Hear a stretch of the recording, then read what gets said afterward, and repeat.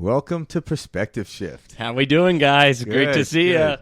All right, guys. Today we're here with a very special guest. We're going to dive right in. We have Miss Vima Dsa with us today, and Vima is a RTT, a Rapid Transformational Therapist, as well as a clinical hypnotist. So we're very excited. Welcome to the show, Vima. Thank you. Thank you guys for having me here. I'm Absolutely. so excited. Yes. It's mutual. Yeah. So Vima lives locally here in the Valley, here in Arizona. So a special treat having her come to the Perspective Shift Studios and chat with us today. Yeah, it was nice. And actually, the nice thing about prior to her coming on the show, Mike and I both did a session with her. Correct. So we'll probably, some point we'll get into that part of the session, like what happened and everything else. But so give us a little introduction to like what you're doing right now, like with your practice and everything. Okay. So what I do, so I'm Vima Dsa and I'm a clinical hypnotherapist. So what I do is I help clients dig deeper and heal faster. Okay. So from pain to power, from frustration to freedom. Yeah. So I help them with, could be a health condition, could be something physical, or even emotional or mental. Okay. So, the modality that I use is Rapid Transformational Therapy. Okay. And this is a hybrid standalone therapy. And it's a pioneering, beautiful therapy that Marissa Peer, the legendary Marissa Peer, beautiful lady. I trained under her. So she's the one who taught us this. And it's a fast, effective result. It's a real pure neuroscience. And it helps the client heal themselves so quickly by digging deeper and finding out the why, the how, the where, the when. They decided that they needed something to be recognized by the world or the people around them. Okay? And this therapy includes psychotherapy. There is neuro-linguistic programming in there. There's hypnotherapy and cognitive behavioral therapy, all into one. All entwined. Yeah, yes, all into one. And are all entwined just for RTT, or are you saying in your practice? In the RTT. Okay. In the RTT therapy. And so it goes down to the root cause of the problem, and it liberates them. And they get a real understanding, and with the understanding, they're liberated. They're completely free. And then they have the power to be themselves. So that's what it is. Right. See, that's exciting. Now, explain, because this is going into, like you explained, like obviously to Mike and I when we went into it, you're going there to clear out the subconscious. Explain to us, like, how you look at what is the subconscious and how does it work within our field, Great like question. in our lives. Okay, so can I go straight into like Absolutely. A story? There's no rules, please. No, not a story, but this is true. I'm the only one that's giving rules. I have a client that comes with a presenting problem, and I like to show visuals, you know that. Yeah. And he has a presenting problem. Vima, I need you to help me with migraines. Okay. Vima, I need you to help me with psoriasis or eczema, whatever. Mm-hmm. And I'm talking right now I'm talking about physical. So all the problems that have developed inside. Including symptoms, correct? Physical symptoms. Yes, exactly. So they were not born with it. Okay. So I can help with those things that they were not born with it, but it happened sometime in their life. Okay. Okay. So here's the presenting problem. But I really don't dwell much into what they come with because I am looking at what's down deep down inside. But for me to go down deep down here, I need to get into the subconscious mind. Now, the subconscious mind, I like to talk about this beautiful, amazing computer. So look at it like a computer, okay? So it starts recording from the time of conception, okay? From the time of conception. So it kind of records, and it has like about more than, if I'm saying it right, trillion bits per second. Yeah, it's an I only have 5 computer. megabytes So left. let's look at it. Yes, absolutely. So it's a computer, and this computer, so when you're born, it's perfect. It's wonderful. It's going well, and everything is going beautifully. It's working well for you, and all of a sudden, this computer starts slowing down over a period of time, right? Starts slowing down and slowing down. And then you finally figure out there's a virus and it's malfunctioning and it's not working perfectly and you really don't know what's going on. So then you're like, I'm done. I'm just like, I need to figure this out. Because I had this computer when I bought it, and it's perfect, and now I'm having issues, right? So I don't know, many of you are technology savvy, beautiful. Yes. I wouldn't use the word savvy. Not with me. Yeah. So you take it to a geek squad, wherever, or maybe some of you have whatever to clean out the virus. So you're essentially the Geek Squad. Exactly. There we go. There you go. Perfect. I am the Geek Squad. So I go in, clean out that virus, and then I reboot your operating system, and then we install better new operating system. Preferential software system? Yes, exactly what you want. What you want, what the client wants, right? And Karen wishes she could imprint mine. That's my wife. Change your software, Frank. Vima, put this in Frank. Yeah, Frank's wife slipped Vima some notes before Frank went in and said, in there. Also, he's like, he likes taking out he loves the garbage. taking out the trash. He loves. Good, Frank. So, and it's good to go. So that's my, yes. All right. Okay, so that makes a lot of sense because I personally also agree, like, the best way to look at the mind, the subconscious, et cetera, is as like a program, you know, or the software, et cetera. Software, it's a recorder that's like you said, continuously recording. But then, like, because that's, from what I understand, then we have this recording, and then we replay it back, and we keep reiterating the same stuff. And maybe at some point in life it worked, but I know for me, a lot of things that I need to let go, especially going to a session, I've noticed that. That whether it's bad or it's just old, I need to get it out of that recording to where I wasn't reiterating it. Because it wasn't getting me anywhere. So, yes, Frank. So it's like a program. Again, let's think about it as a program. So you set the program and you say, okay, Frank is a good boy. I'm just saying, okay? So as long as you play that program, it's going to say the same thing. Yeah. It's going to be. But we need to go in and change it. You need to go in and change it and say, Frank's a very good boy. So until you go in and change it, it's still going to be playing the old. Yeah. So is it safe to say, you know, a lot of us, we know we have 60 to 70,000 thoughts per day. And these different thoughts carry over day after day. So our subconscious is often playing and replaying the same thoughts from the day before, the month before, etc., until we actively go in and change that thought or change that programming. It's just kind of repeating and staying the same, correct? So, yes, that's right. And so what we do is, let me give you an example of my psoriasis client, which I love. I know I love telling everybody. So here she's 42 years old, and she comes to me with, it's a very sad state where she had psoriasis all over her body, and we live in the valley in Arizona, where it goes up to 115 degrees, 118 degrees.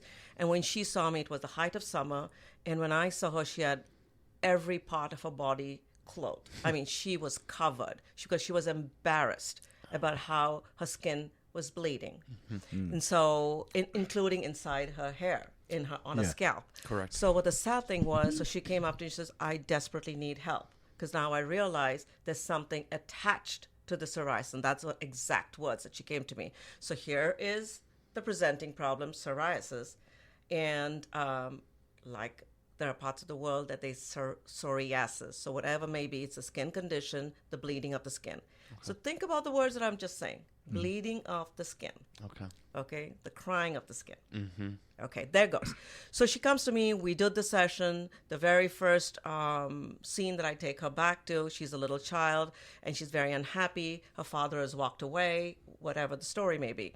And then comes the second scene, and then the third scene was the most powerful scene. And that's when she was like, Vima, I'm scared. I said, okay, that's fine. Remember, you cannot, the scene is not happening to you right now. We are revisiting. We are reviewing it. So I want you to take yourself out of the scene, and I want you to remember as if the scene is playing on a screen in a movie theater, and I'm with you, so no worries. And I said, tell me what's going on. So she said she was 9 years old, And at that time, when the psoriasis had just started in her life, it was 9 years old. And I said, what was going on in your life? And she said, my dad had moved away and my mom had several boyfriends. And one of the boyfriends was violating me, sexually molesting her, which was a sad scenario. So she was hurting so much on the inside. And the people that she loved were not believing what she was telling them because as a dependent child, she was expecting the adults around her to protect her. So there was one of the unmet needs, protection, right? Correct. So then the subconscious mind goes, leave that with me. I need to protect you. Let me give you psoriasis, the bleeding of the skin.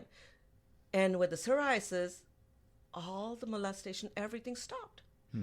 But this poor little girl. And it stopped because the gentleman was too grossed out by it or something? Okay. That's right. Okay. I'm just trying to understand that. You're right. Yep. Yes. Yeah, there'll be some pragmatic, what we consider pragmatic understanding to why it happened, but obviously that's not how she wants to get that to stop. Of Yeah. course. So- but at the end of the day, that's Yeah. what the subconscious was doing, creating something to protect her from this happening. And assault. number one rule, to take you away from pain to pleasure, or to protection, right? Okay, Take you away from pain. And so now she's 42 years old when she's come to me. So over a period of time from 9 to 42, she was going from doctor to doctor, taking medications, and she was and the only thing that was helping her was steroids. And we all know the side effects of steroids was when she gained weight. Yeah. So she didn't realize that she was putting on this weight. But finally, when we went down, deep down, it was like all my clients during a session, as you guys know, you have the aha moment. Yeah. And she figured it out at that time. Oh my gosh, Vima. And this is what she said. I created the psoriasis. And I'm like, yes. But there was a reason why. And so what we did was in the session, I break it down into 4 parts. First part is the investigation. Then we interrupt what was going on, right? And then we install new beliefs. Okay, and then you're free to go. Okay, so there's an investigation. So during the investigation is where I take my clients back to scenes, and the subconscious mind, the brilliant mind, the phenomenal mind, I love it. It talks to you in terms of scenes and memories. Somebody said something.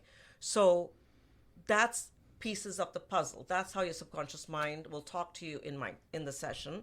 And there are clients that I take them back to 3 scenes, 4 scenes, 5 scenes, and I watch the body language of my clients. So I remember that. yes. I remember And so you there are clients that I've gone back to 2, and I immediately know I don't need to go because I've already watched your body language. You've already changed. It's like that aha moment has already taken place. So, but then there are certain clients that I need to go to more scenes to put their puzzle together. So look at it as if it was a jigsaw puzzle. So if a client has 3 scenes, then it's 3 scenes puzzle. So that's when we go and we interpret the puzzles. So investigate, interpret, and then it's like, that's the aha moment, every client. And that's when now we interrupt that program. We clean it all out, all that virus, everything that we told ourselves, and what the subconscious mind had done maybe to protect you, in her case. And at that time, she's like, we reinstalled in her mind, it's like, okay, sweetheart, you don't need this. It was there at a time when you needed to be protected. But now you're 42, right? If someone like that happened or approached you, you could fight back. You could do something different. And she said, yes, I am. I'm capable. And once she took the power back, right? Yep. It was all gone. See, that's beautiful. It is. I mean, and then I had asked her to come back and see me like a month or 2 later just to see. And I hadn't seen her for about 8 months. Well, I think it was 8 months, if I'm not mistaken. But it doesn't matter. It's not the point. But when I saw her, she had lost weight. She was wearing a tank top with shorts in Arizona. How powerful is that? Yeah. And she gave me the tightest hug, which I love from my clients. And I just felt so good about that because I was just a driver of her vehicle, right? I'm just using what I know, the modality of RTT, which is so powerful. And I helped her heal herself. And then I found her and she's like, guess what? She said, I said, yes, I know you've lost a lot of weight. Yes. And I've done nothing about it, she said. But the minute I healed, she said, I didn't have to use as much steroids. And I realized that everything in me was screaming for attention. Like, we'll just call her Jane Doe, right? Jane Doe, I need to be seen. I need to be heard. So I'm going to give you overweight. I'm going to be giving you psoriasis. Help me, help me. And the minute she dug deeper, she was able to heal faster. Yeah. And that's why Mike and I do this show, because there are a lot of people out there screaming for something, because we all know that life should be easier, should be more fluid, but yet we get stuck. And so that's kind of why me and Mike do the show. We're trying to find all different modalities, ideas, and we're getting a great response of people asking questions. And like here you are with another modality to help them. So when you talk about the stuck, that's perfect, because most of the people try to correct it with the conscious mind. Great point. And more than 90% of the things that we do on a daily basis is automatic and is all through habit. subconscious. It's a habit. It's a subconscious mind, right? So we consciously try to correct, but it's taking so much longer, and it requires willpower. Yeah. And willpower, some people have and some people don't. Well, that's okay. But with the subconscious mind, you don't need willpower. You just need will. Yeah. And that's You just need will. If you use your conscious mind to do something to get to your subconscious, that's using your conscious mind optimally, rather than trying to. It's almost like, okay, I have to dig a pool in the backyard. Mike, do you want to use a shovel or a tractor? Yeah. Or Beautiful. yeah. Correct. So I'm like, yeah, I'm not going to use a shovel. I'll never have a pool. Mm-hmm. But consciously, that would be using it. But otherwise, okay, let's go into subconscious, and then a backhoe comes in and digs the pool for you. Correct. So the subconscious is pretty literal, correct? It's simple. People think it's so complicated, but it's not. It's simple. It's beautiful. I love it. I work with it all the time, every day. And so, yes, to answer your question, yes. So it's just little. So if you tell your subconscious mind, I'm not worthy. That, which is very common. Great Which example. is very common. I'm not worthy. And let me go back and give you a little bit of my hero's journey, or my story. Tell us about your Perfect. childhood. Yeah. Start with that. Let me tell you about Jump it. in. So I had a beautiful childhood. Okay. So I was born after 7 boys. Oh. And I was the 8th child, and my mother so wanted a girl. And she So- held out. Yes, she did. I was going to say she didn't give up. She didn't give up, and she wanted the girl, and she always told me that, So my mom was my best friend. I'm telling you, there's nobody, and even my husband jokes about it. With the first 20 years of our lives until my mom passed away, she was always first in my life. Yeah. Always. And he's like, but once he got to know her, he was ready to take the second seat. He was there ready. we go. Beautiful lady, angel Men on are earth. good at that, by the way. Taking that back seat. It's like, yeah. So here and I got married. I came into this country that was new to me. Everything was new. I was like, oh my God, I'm lost. I don't have family. I don't have my brothers who are my pillars of strength. So I lost 3 when they were young, and now I have 4 left. But I call my four Pillars. of strength, my 4 brothers. So here I am, leaving that and coming into this country, and here I am, oh my God, what am I doing? And I just feeling so... So how old were you when you came to this country? 21. 21. Did you come 21. on your own? I came as a spouse of from here in the United States. Okay. So he was here studying. He Oh, just gotcha. finished his first master's, All right. and we got married. And then he decided to do another master's. Oh my goodness, I love him for that. But anyway, and here I am, as a wife, and then in this new country. So a lot of things going on in my mind, things like that. A lot of adjustment to be made. Transition period. Transition period, yes. Feeling lonely, feeling he's been studying all the time. So, and I do understand now But back then I didn't realize it. Yeah. So he needed to do those things for us, right? Okay. So over a period of time, I became a mother. I had 2 beautiful children, loved everything about my life, everything. And as they grew older, I decided that I was going to be a school teacher so that we all go to school together. Holidays are the same.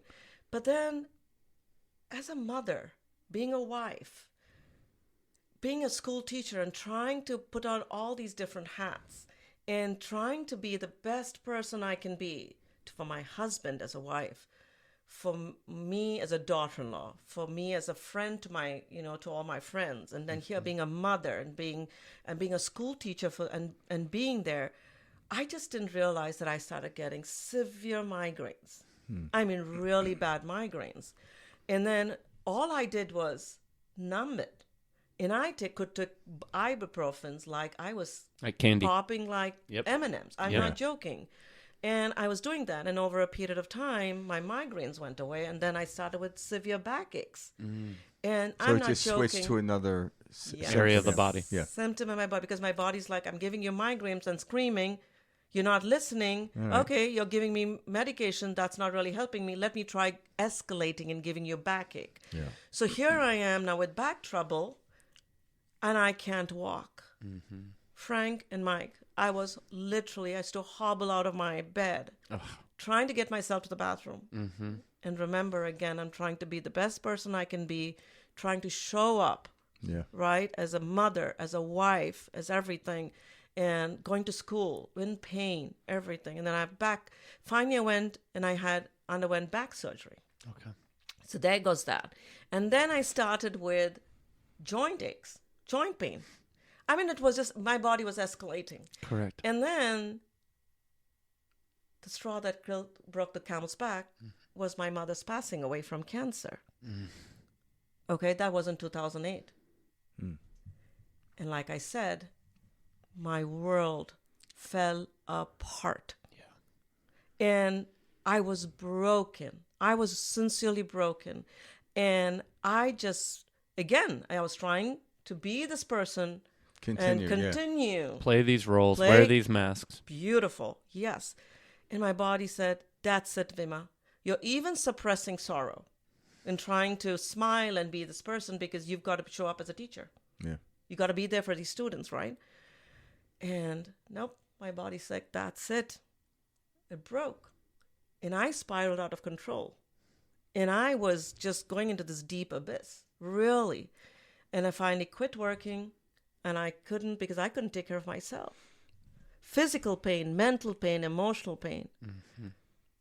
And it was a sad state where I was completely, I don't know how to express, I was Rock in a bottom. Like in rock bottom. in prison, yeah. Dark place, very, very dark place. Yeah. And trust me, I used to cry every day, not knowing. Yeah. I used to, the pain. And it was just not physical pain because that's all I knew this time. But now it was more. It was emotional pain. And this is all before you know anything about RTT or any of these Correct. concepts, right? Okay. Yes, I knew nothing Okay. at that time. But there was a curiosity. Because there was a curiosity because I realized so many different things. I knew that the body was amazing and it was resilient. It could heal itself. I knew all that. Yeah. But again, was I listening to it? No. Okay. So then I went and I couldn't take care of myself at that time. So I went back to India to family who took great care of me and with my daughter. And my husband and my son were here. And my poor husband had to work because he had to bring home the bread. Yeah. And in those 2 months that I was in India, I was, oh my God, I just really, really in a bad place. Lowest point of your life. Lowest point. When you went back to India? Yes, All right. because I went back to be taken care of, and my brother and his wife did that, and they took care of me. Did you start getting better a little bit? So I got a little better. In All 2 right. months, I came back into this country. Okay. But then Frank and Mike, at that time, I was like getting better with medication. And I started digging deeper. You know, I had these moments where I was like, literally I was saying, okay, Vima, there's something here. There's something here. And I decided to pick up a book about back pain. And then I started reading about it. And then I started meditating and I started thinking about it. But at this time, I went back to teaching. Okay. I went back to teaching. But there was this turmoil inside of me, and it's, it's agitating. It's going down like a washing machine, like, it's cleaning, and it's like, okay. And boys, I mean, boys, guys, whatever. Boys. Yeah. I haven't aged over 13. Yeah. I had an aha moment.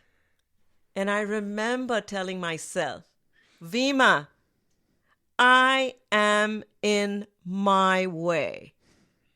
I'm going to repeat that. I am in my way. Yeah.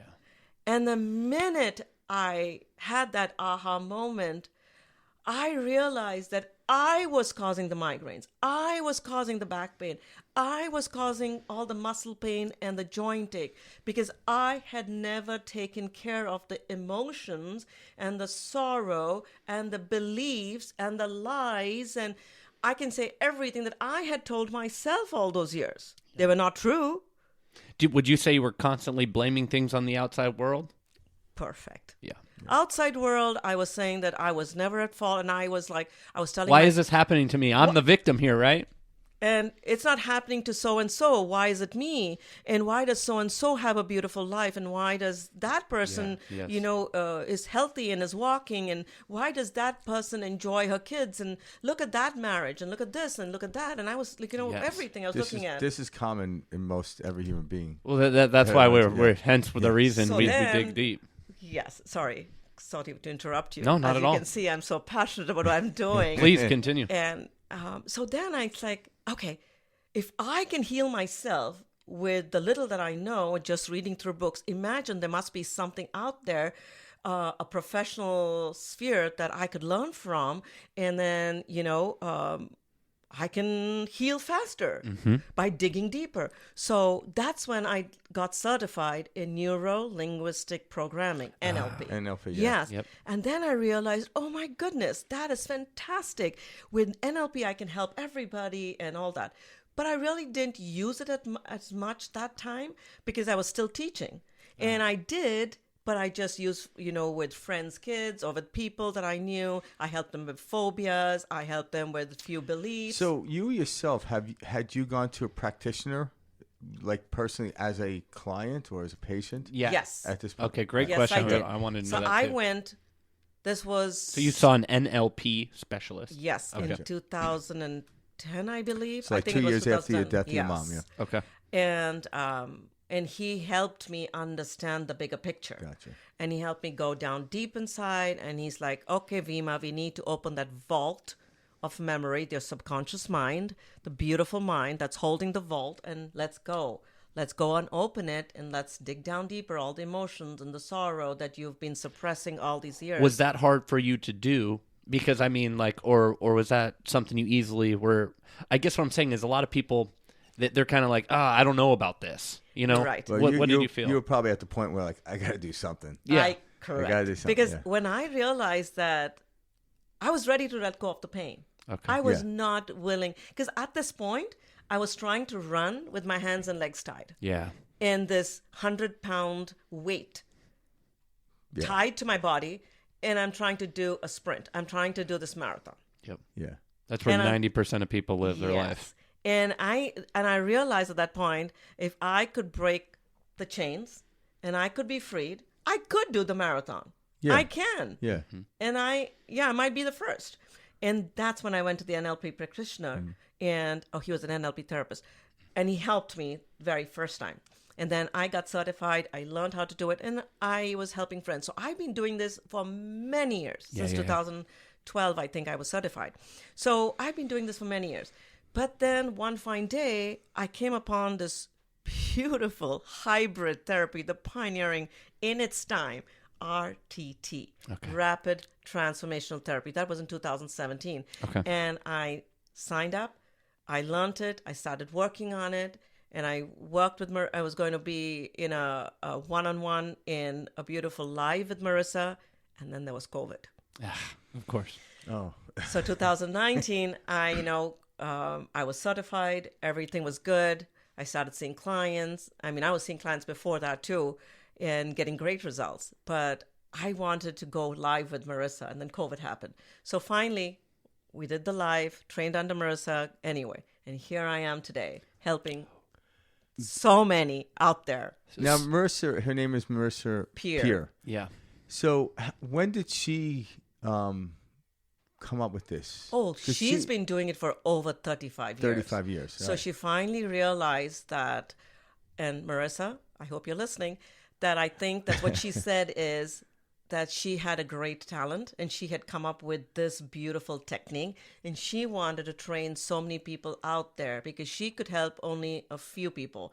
But if she trained thousands and thousands of people out there, that they could help so many more people. So today I don't use NLP because RTT is far, far superior, and I love it and I enjoy it, and I enjoy using it every day, and I see great results. Phenomenal results. I gotta tell you, I had a great result. Like I've told you before, I've been under hypnosis before for past life aggressions. Yeah. And other things, like to try to like overcome stuff. And I've meditated for many, many years. But when I was with you and you put me under, and I remember having a conversation with you, I clearly remember it. I was just like I'm watching a great movie. Yep. And it wasn't until the end where you're like, okay, I'm going to count from 1 to 5 and come out. And she's like, okay, wiggle your toes. I'm like, I don't got toes. I'm like, where are my toes? Yeah. And I realized how deep I was in that moment. And it was kind of like, I tend to laugh a lot at stuff like, oh my God. All right. Because I'm like, okay, I'm relaxed. I'm under. Mm-hmm. But I also know the whole realm of like, when I'm meditating, I don't try to like, okay, I'm not deep enough. I don't do that. But I didn't realize how I stepped out of my body. Mm-hmm. My body was just this paperweight. And it wasn't until I tried to come out, I'm like, oh my God. It's like I put on a wet suit that I hadn't worn in a while. And like, jumping back in. Yeah, I was like, this is tough. Yeah. I had to crawl out of her house. See, that I like that because I know what you mean. During my session, I felt very, very similar, type of experience. You don't really understand how deep you are until... I mean, because when you're putting you under the hypnotic state, when you get into that trance, and would you call it an alpha state or a theta state? Very good you brought that up. Let's talk about that for a second. Yes, very good you brought that up. So it's, yes. So the conscious mind is like a monkey. I love to call it a monkey. Perfect. It's jumping around. Monkey mind. It's like, yes, it's jumping around. And that would be like the beta waves. Yes, it is the beta waves. Or high waves, yeah. You're right. And so... we want to go into subconscious mind. Okay. And to go into subconscious mind, we've had to put the conscious mind asleep. So, and how we do that is through hypnosis. But let me talk about that in a bit. Yeah. But we get into the alpha state of mind or into the theta state of mind. Okay. Now, that's when I would like to talk to you, Frank, is how deep you get into the hypnotic state doesn't necessarily, it's not necessary for you to get the healing. So it doesn't. Now, in your case, it was deep, deep down. Yeah. You went into a deep meditative state. Now, there are clients that do not go into it, and it's okay. They still have the results that they're seeking. Okay. But it doesn't matter. So just relax and just leave it to me and or whoever you see. Mm-hmm. And don't think that, I'm not in a hypnotic state. No, don't worry about it, because there are grades. There are stages in which you can go back. Now, when I talk about hypnosis, there are people out there like, oh my God, no, it's not stage hypnosis. It's not the one that you see in Las Vegas. Is that a real thing? There is. Right. It is. Because I've heard stuff about like how the CIA did this people to actually, and again, to like take somebody out. So they'll hypnotize a guy and then they'll say a code word. Next thing you know, the guy will pull a gun and shoot somebody. I'm like, is this real? Because I've been on hypnosis, but I was fully functional and conscious during the whole thing. Other than what you explained, I went to a deeper level to where I was not fighting what I normally would fight in my conscious mind or my when I'm in a beta state. I was like, I could see how that is a problem. Where before I'm like, that's not a problem. That's who I am. Yeah, you know? Right. Yeah. So when I was in your state, I'm like, okay, yeah, all right. I could see how that. All right, why am I still doing that? So I felt that, but there was no way you were going to tell me to go home and do something crazy. So that's true. Yeah. That's the the stage hypnosis, Okay. where they ask you to quack like a duck, Yeah. bark like a dog, and all. I can't make you do that. So, in fact, I can't even make you give me all your money. Yeah. Because you are very much in control. That would be a really good practice. I wouldn't be here today. we already have that. It's called therapy. Yes, I wouldn't be here today. But I can make Come you back do to me the week after things- week. Yeah. I can make you do the things that you don't want to do, because this is like conscious hypnosis. Yeah. So all we're doing is put the conscious mind asleep. You're very much in control. You know everything. And when you come out of the therapy, when you come out of the session, you will remember every single detail. Yeah. So you are in control. I cannot touch you anywhere. I cannot make you do anything. I cannot make you say anything. Nothing. You are in control. All we're doing is think about it as a little deep meditative state. Okay. Yes, it's a guided meditative state where we're taking you down, and then we're in this place where we're opening up this vault of memory, right? And in this vault is like, here, Mike, here, Frank. These, and the subconscious mind comes up, and like I said, maybe I did not. I take you back to scenes in our session, and the subconscious mind is saying, okay, here are my 3 scenes. You guys put it together, and that's the reason why you are experiencing this trauma, emotional, physical pain. Yeah, and yes. because I remember going in, we're getting ready for your session, knowing there was something creating a ceiling for me.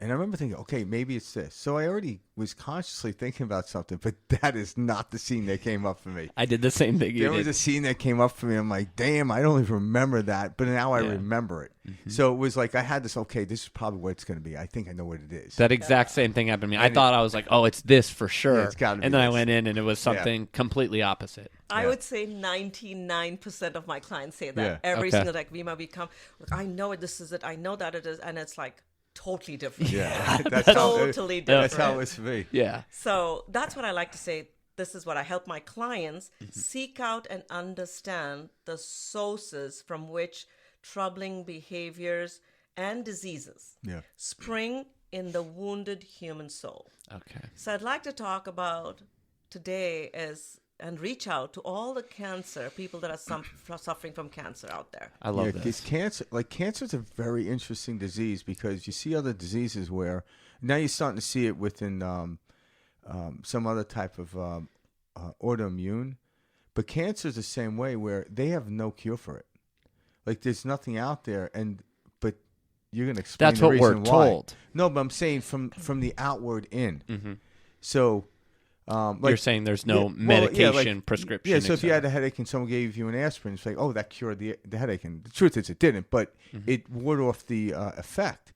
But there's no warding off effects of cancer from the outside in. Mm-hmm. So you're going to talk about why we have it, how do we ward it off, and the symptoms will go away from the inside out. Because we're still a society of outside in, and it doesn't work. And also, please, Vima, touch on, cancer as far as a subconscious, something that's created from the body. Yes. So for that, I know I have this visual, which if you're watching what carat YouTube, is that diamond? Oh. Yeah, I was going to say, nice. Yes. You remember those clients that I told them to give me all their money? Yeah, right.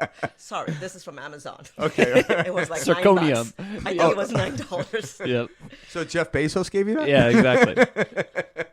After one of their RTT sessions, that Bezos is one of her best clients. Yes. Maybe I could use a stage hypnosis on him, right? Yeah, exactly. And have him give me all his money. Exactly. Well, to all my clients out there, or to all my friends out there, sorry, I have in my hand this beautiful diamond. It's actually a crystal that's gorgeous, that's beautiful. And if you can look at it, guys, it's just, you can see the brilliance, you can see the light, you can see the colors. It's like a diamond.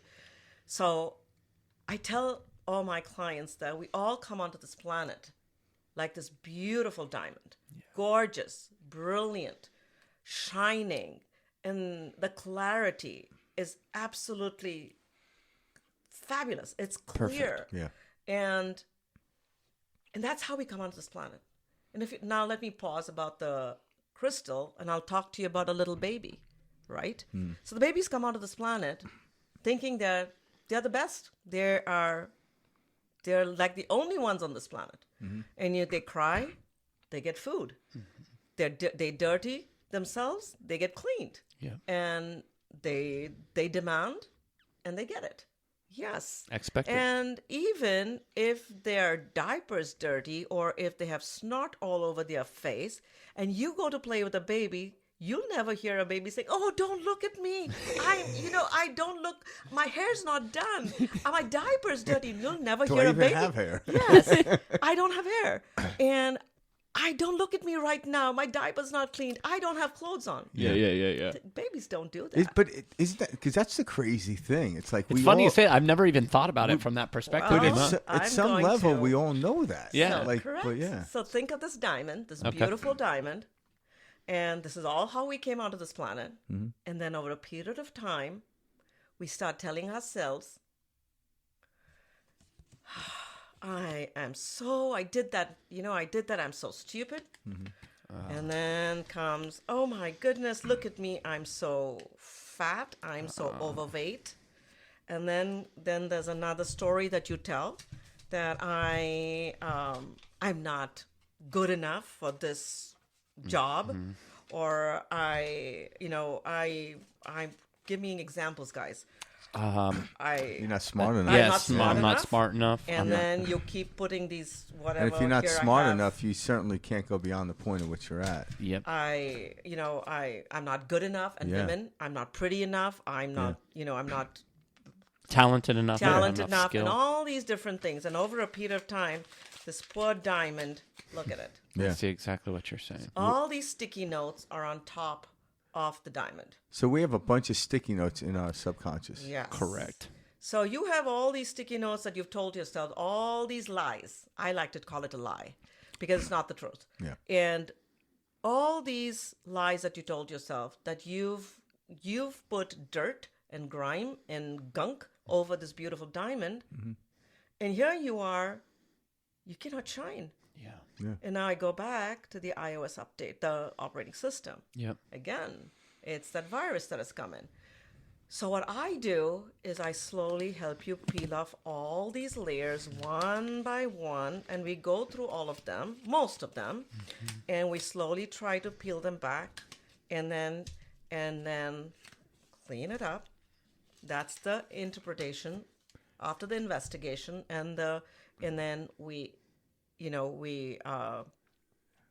Begin to polish. begin to polish and clean up the, But it's and almost like the then diamond that's was when never the touched. Yes. Until you do that. It's never touched. Well, and that's then the comes thing. the diamond.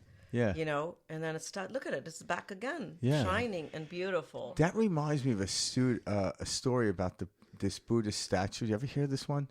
Oh, I know what you're talking about. It's a real story. Wait, in the rain, the clay. Well, it was, I don't know what century it was, but they were coming in. They had this golden Buddha statue. It was pretty big, and they were being raided by another outside. They heard they're coming outside force, so they actually put clay and stuff over it so they wouldn't take it, because then it would be just like a clay statue. And then, time had passed by, decades and then centuries time had passed by, and the people that the village is starting to move on, and there's no more attack, but there wasn't much money. And then one day they went out, and something happened where someone banged into this statue, what they thought was like cement, and it chipped away, and out of it was gold. Wow. They realized, because generations had passed, so the story of the people that put stuff over it to protect it never informed the people that came after them that it was gold. And then they chipped away, and they realized it was solid gold statue of a Buddha. Mm-hmm. And then, so obviously the money troubles went away. Mm-hmm. And so this is us. All the stories that we tell ourselves, all the lies that we tell ourselves. So again, I go back into this thing that where it's not the scene or what happened, the event that upsetted us. It is our interpretation or what the perception that we took out of that event that hurt us. Yeah. So that was the biggest eye opener for me, what you just said. So it's not the event that hurt you, it's the interpretation that you took, your subconscious mind took out of that event that hurt you. So I have three, let me give you an example of three women that came with being sexually molested. Okay. And all three of them had three different scenarios that they had told themselves. Okay. One said they had identical scenarios, Okay. identical. Abuse scenarios. Yes, absolutely. What happened to them? The first one says, "Oh my God, I'm so glad he left me alone.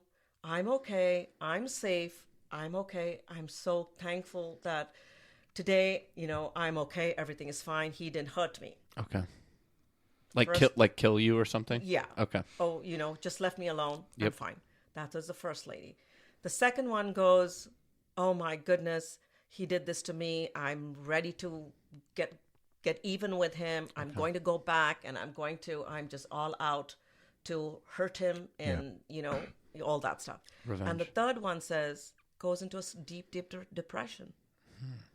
So the same thing in how these three ladies took it in three different angles. Yeah. Yeah, no one reacted the Their same perspective thing. is different. Perspective is different. And that is when I go back now and I'll talk about a dot. Yeah. Has a 360-degree angle. Yeah. And I tell my clients this. And most of us are stuck at one particular angle.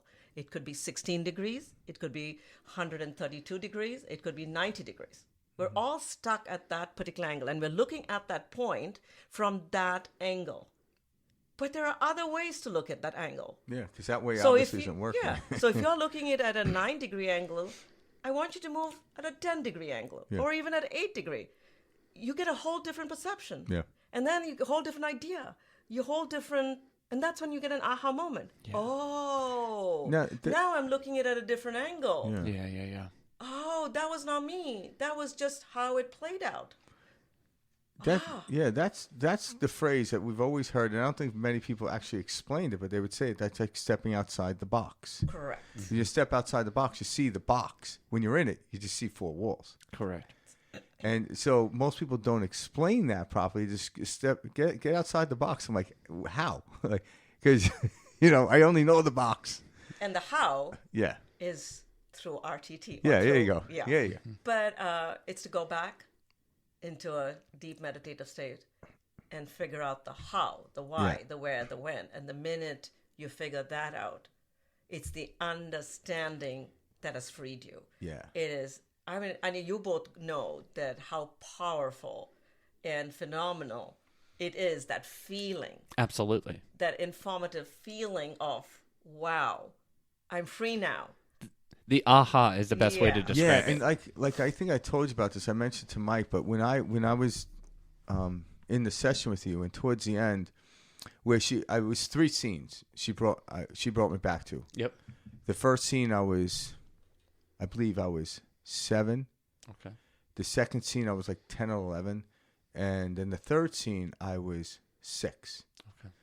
All right, so go through all the scenes, and then at the end I was reviewing the scenes, and you were making me become all the other people in the scene. So I'm going to share a scene. I'm going to share the scene when I was like 10 years old, and I was on the playground playing basketball with my friends. And an older kid from the neighborhood came up, and he was rather big even for his age.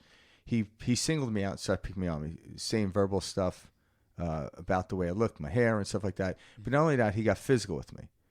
And especially for me, it was hurt because I didn't mention this to you. I box. I've been boxing since I was a very young child. Mm-hmm. So I always thought me of taking care of myself in the physical realm. And I knew I couldn't do anything. So it really hurt me. But as I recycled back, after you took me to that scene and I went through the whole thing, when you're talking about revisiting it, all of a sudden, when just that particular scene, it was like I came to the person who was the bully in this scenario, and it was like we were on a play on the stage. And then he's like, "Hey, good job. Like, you did that really well." Like, it's almost like Christopher Reeves and Gene Hackman weren't enemies, but Superman and Lex Luthor were. Mm-hmm. But when the movie was over, they sat next to each other. I'm just making this up at the Oscars. Mm-hmm. And I'm like, holy cow. It was just a play, and I gave that person the power in the play, but then I took it back and realized it was just a play. Yeah. And it dissolved right there for me. I was like, wow. And I saw it as the curtain had dropped, And we're backstage. I'm like, good job. That was good. You pushed me hard there, dude. Next time I'm going to sock you. really gave me what I needed. Yeah, but because it almost helped out that scene. But then I was like, okay, the scene was just an act. It was how I perceived it. It wasn't what happened to me. It was how I looked at what happened to me. So here in like Western culture, I don't know, like what Frank's talking about is so important and crucial to understand. Like we're not told, we're kind of, you're born to your parents, you're in this family, you're this race, you're this culture, you're this gender, etc. We don't really talk about this whole other side of us, if you will. And in other like traditions and cultures, they talk about, how we come here to remember who we are. We come here to learn about ourselves. We come here to have experiences to help us grow. So we're not told anything like that. But like what Frank's talking about there, is a moment where he's able to look at that story from his past and realize, I chose this. I came here to play this role. I came here to have this experience with this bully. I wanted to experience this. I needed to learn it, to learn more about myself. Would you say that's what you're saying, Frank? Yeah, like it's very difficult to consciously say that's exactly what happened, but after the fact, just because like you mentioned, no woman's going to say, I want to be raped. Yeah. And I don't want to go that deep because I don't know. There are people out there who will explain it that way. But for me, it was after the fact I realized, wow, I'm just on a play. So I was able to then determine that this didn't happen. It happened to me, but I'm actually carrying the story. And that's where the burden came in. Because once that story ended, it literally lasted 5 minutes, but then I carried it through my life. Yeah. It's kind of like the Buddha with the diamond. No, not even a diamond, but that the Buddhist master with his pupil walking across, and they weren't supposed to touch women. Oh, yeah. And there was a woman at a lakeside, so the master picked her up and carried over. And the whole time they're walking, the pupil's like, Master, what were you doing? We weren't supposed to touch a woman. And he simply said, well, I left her back at the bank of the river. You kept carrying her. Mm-hmm. So he couldn't overcome what he did was wrong. He goes, I just did something for a moment, and it's gone. Yeah. Yes. And that moment where the kid picked on me was 5 minutes. Yeah. Correct. But I've been carrying it my whole life. Correct. So, and Great that's example. what I tell my clients, that you cannot revisit that. You cannot have that moment again. All we're doing is we're reviewing it. Mm-hmm. So you're in a movie. You're in a movie theater. You're sitting in the seats, and your movie is playing out there. You are no more a participant. You are just watching a movie. So it's already happened to you. So it cannot happen to you again. Yeah. So right now we are going to review it, and we're going to understand and figure out how that not impacted, but what you perceived, what your subconscious mind told you, or what you perceived out of that, which is a reason why you are suffering from today. Yeah. Mm-hmm. So it's one of the reasons why it is now who you are, or whatever you've come to me for help, right? So that's it. So again, talking about the diamond, yep, or talking about the computer, or giving all these analogies, I want to make sure that the people listening to us, and I want to tell them that they have a choice. Mm-hmm. It's just an understanding that's going to free you. Yeah. You do not have to carry this baggage. Mm. And I think you guys will also are with me on this today. Absolutely. Yeah. It is to tell everybody out there that you have a choice, that you don't have to come to me, or you could go out to anybody in your area, or anybody. That's what this show is about, Vima. Yes. Yep. You can come and help. You can reach out to me, which we'll tell you at the end, but you don't have to carry that baggage. You can be free. Mm. And that's what I tell my clients. I help all my clients from pain to power, frustration to freedom. Yeah. And once you have that, by digging deeper, you heal faster. Yeah. So explain, because so for me, things came about from that situation. I'm 10 years old, and now I'm 55. Mm-hmm. So I've been carrying that somewhere, and I didn't realize I was carrying it. So then let's get into the cancer part. Oh, yes. Yes. Because this is kind of how, thankfully, I hadn't got to the point where I had cancer. Oh, actually, I did skin cancer, but Did you? Yeah, but I look at it's basal cell, so it's kind of yeah. more of a nuisance. It's not one that's life threatening, but still, to me, I'm like, I don't even want a nuisance in my life. I don't need to wait for the life threatening thing to happen at this point because I've been doing these somewhat practices of like Frank, letting we go. need to dig deeper and heal faster. Yeah, Okay, yeah. let's- Yeah. But so today I partner with my cancer clients to help them achieve a longer, healthier, and possibly a cancer-free life. Okay. So let's look at it this way. It's a 4-lane highway, okay? 2 lanes going one way and 2 lanes going the other way, right? It's a 4-lane highway. So let's look at one side of the freeway, the 2 lanes. Okay. And so I have my clients who come to me saying, Vima, I have this cancer. So again, it's a presenting problem, and that's what I look at it as. And so there are 2 lanes, right? The 2 lanes. Now, the rightmost lane, right? I'm giving it to the MDs. Okay. And I'm giving it to the doctors. Okay. So they do what they need to do to clean out chemotherapy, the medications, whatever they need to do. MDs do an amazing job. They're wonderful. They're trained to do it. Oncologists, amazing. Beautiful. That's that lane. Okay. Yeah, that's important because a lot of people that go down this road, they think it's this or that. It's actually this and that. So you're not negating the medical field. No, I'm not. You're adding We something need to them. it. Yes, We need exactly. All right. It's so now what I'm trying to it's tell a the technology. viewers. Yeah. Yes, the viewers. It's not a 2-lane road. It's a 4-lane road. So it's not just one way each way. It's 2 lanes. So now here we have the MDs in one lane, the rightmost lane, right? And the left lane is the emotional aspect that is tied to the physical disease. Okay, so we have a Now physical, we talk emotional. about yes. Now we talk about disease, right?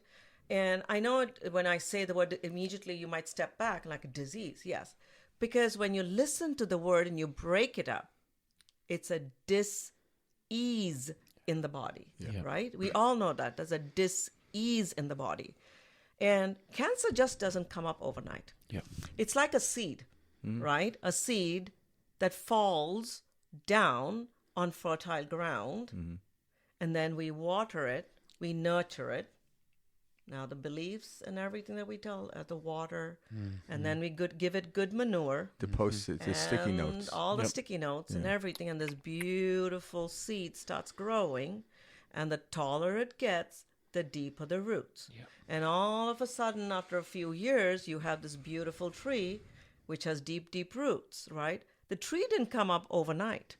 It's deep down. So think about the tree, the seed, and the tree, right? How big this tree has grown, and how deep the roots are to hold on to keep the tree to keep the tree standing. And that's my cancer clients. So what I do is I help them in that lane, the leftmost lane, to dig deeper and heal all what's going on and remove all the sticky notes, so that in the left lane, I take my clients from 0 to 60. Yeah. Because the left lane is the fast lane. Is the fast lane, correct? Yeah. Thank you. Yeah. Nicely done. Nicely done. Oh, sorry. No. I was hoping the viewers out there would get it. But thank you, Frank. Yep. So I got 0 something. Exactly. I'm so a I good take boy. them from 0 to 60. Yeah. So now they're cruising on the left lane, and they're able, so the MDs are able to get a faster Yeah. Result. result, and they have healed themselves from this. So now both the lanes are moving at the same pace. No traffic. No traffic. Driving together absolutely. in tandem. And if you think about it, it's a seesaw. Yeah. And I love, guys, I always give the analogy, and I'm going to borrow your pen. This Of is course. seesaw, right? Here is the seesaw. When it's in level, it's in equilibrium. But if the seesaw goes this way, it's lopsided. Yep. You can never be. Our bodies are not meant to be this way. Our minds are not meant. We are supposed to be in equilibrium all the time. Yeah. So if the body's like this, and you're trying to heal the cancer with just one lane, and you're not attending to this aspect of it, how is the body going to be in equilibrium? But if you take care of this aspect as well as this, then comes the equilibrium, and the seesaw all in one. Perfect analogy. Yeah. Yeah. So that's where I help my clients, my cancer clients. I help them only in one lane. I'm the driver of their vehicle, Yeah. right? And I'm in the fast lane. So we're in the fast lane together. But you have So- the option to switch lanes. Yes. So We utilize right both now lanes. we're in both lanes. Yeah. So two tires or one side Yeah. is in one lane and then Yeah. and now we've moved from 0 to 60. We're cruising in cruise control and we have the MDs do their work. And my clients are coming back feeling so much better. And again, I'm not claiming, and this is a disclaimer here, that I'm not saying that they're going to be cancer free, but most of them are getting so much better results. Absolutely. And they have been going back and telling their oncologists what they've been doing with me. And so we're actually at this point, maybe I would be happy to tell people that I am working with a bigger entity, something with a medical entity See, to that's figure great. out how do we help our cancer clients. How do we Because work together? To work together in unison. Yep. Yeah. And So- this is what Western medicine, in my opinion, is missing. Is exactly missing, this. the holistic. Absolutely. And again, I have had clients going and doing energy work. Mm-hmm. Now that's another lane. So maybe that's a You're talking about walking like a lane. Reiki? Yeah, they've used different. I don't know. I'm really not well versed with it, so I wouldn't like to get into that lane. Okay. So, but I know they've said like we've tried energy work to help with whatever. I really don't know much about it, so I won't go. But I'm talking about my lane, and I said that's what I'm helping them. So they're just getting like a holistic healing. Yeah. And I've had so many clients that have completely broken free from cancer. Now, at the same time, remember, it's my client that's doing the healing. Yeah, they're the one Because- driving the car. Yes, I'm just driving the car. So it's my client. Yes, I'm helping them, but they are doing most of the healing. Because now, at this point, they're not working through willpower, but they're working through their will to survive. Yeah. And that's the beauty. And that's on the you can- deepest level. Yes, and you know now in my voice, in my body can language, see it. How passionate I you are. am so passionate. And now I get back. The reason why I'm so passionate about cancer, it took my best friend away. Yeah. My only. Yeah. And as much as I'm holding back the tears, I know she had to leave this world at some point. Yeah. But I wasn't going to let her leave and let this, can I call it a demon? Yeah. In my mind it is, take her away. Yeah. You know, she could have just fallen asleep, never woken up, something different. But I am so passionate about it today that I want to help as many clients, cancer clients out there, that they have an option, they have a choice, that they can heal themselves, and they need to believe in themselves that their bodies are resilient. And if we dig down deeper, and if we just cut the tree, take an axe saw or whatever and just cut it off, the tree might die, but the roots are still there. But I want to go down with a bulldozer and pull that tree out with every single root. Pull it all out. And just let us turn that tree into sawdust or pulverize it and just kill it. Yep. And make it into paper or whatever it is. I don't know what you want to do. Sticky notes. No. Sticky notes. Good one. Like that. I like that. Frank. Sticky notes. But that tree does not need any more water. It does not need manure. It does not need anything more to survive. Yeah, And see, like and many of beyond my my breast cancer clients and the men go through. I'm just having a blank. Prostate. Yes, Yeah. thank you. Just had a We're a pain in the ass. That's right. prostate cancer. And I'm beginning to realize that these clients, again, disclaimer here, I find that they've given so much along their life. Again, it's a two-way street. You give and you get. But most of them have like give. And my breast cancer clients, right, are mothers, are young women, older women, and they are just, they want to live. They want to see their children get married, graduate, or even the younger ones, right? And so there's like, help me. Yeah. Yes, I need it. And so I'm like, okay, let's do it. I get very excited, and I'm so passionate about it, and I love it. And I'm like, okay, let's do it together, you know.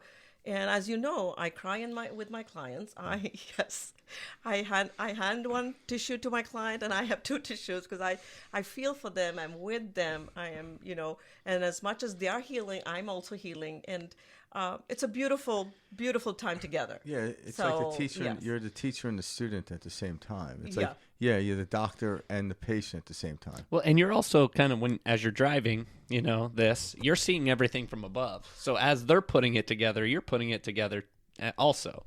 And, you Yes. know, your consciousness, their consciousness, you guys are you're working in tandem together. Yeah. You know? And that is RTT. It's like not all of us are same. But each of us are different. So when you come in, you're coming in with your puzzle. Yeah. So the next client is coming in with his puzzle. So every single session is different. Absolutely. Every single session is Yeah. different. So I can't go into a session saying, oh, this client is coming for migraines. This client is coming for IBS or fibromyalgia. This must be this. This must be this. No. Yeah. It's like it's... And that's what we do with Western conventional One size fits medicine. all, yeah. Which You have is, a headache, this these the are your pill. symptoms. Yeah. This must be your pill. So as much as you are learning in that session, I'm also learning, and like we're putting the puzzle together. So I can't go into a session saying, oh, she's come with migraines. I know it. It must be blah, blah, Yeah. blah. No. It's like, let's dig deeper. Let's figure out, oh, wow. Oh, yeah. Yeah. And then here, IBS or fibromyalgia, like, wow. Oh, okay.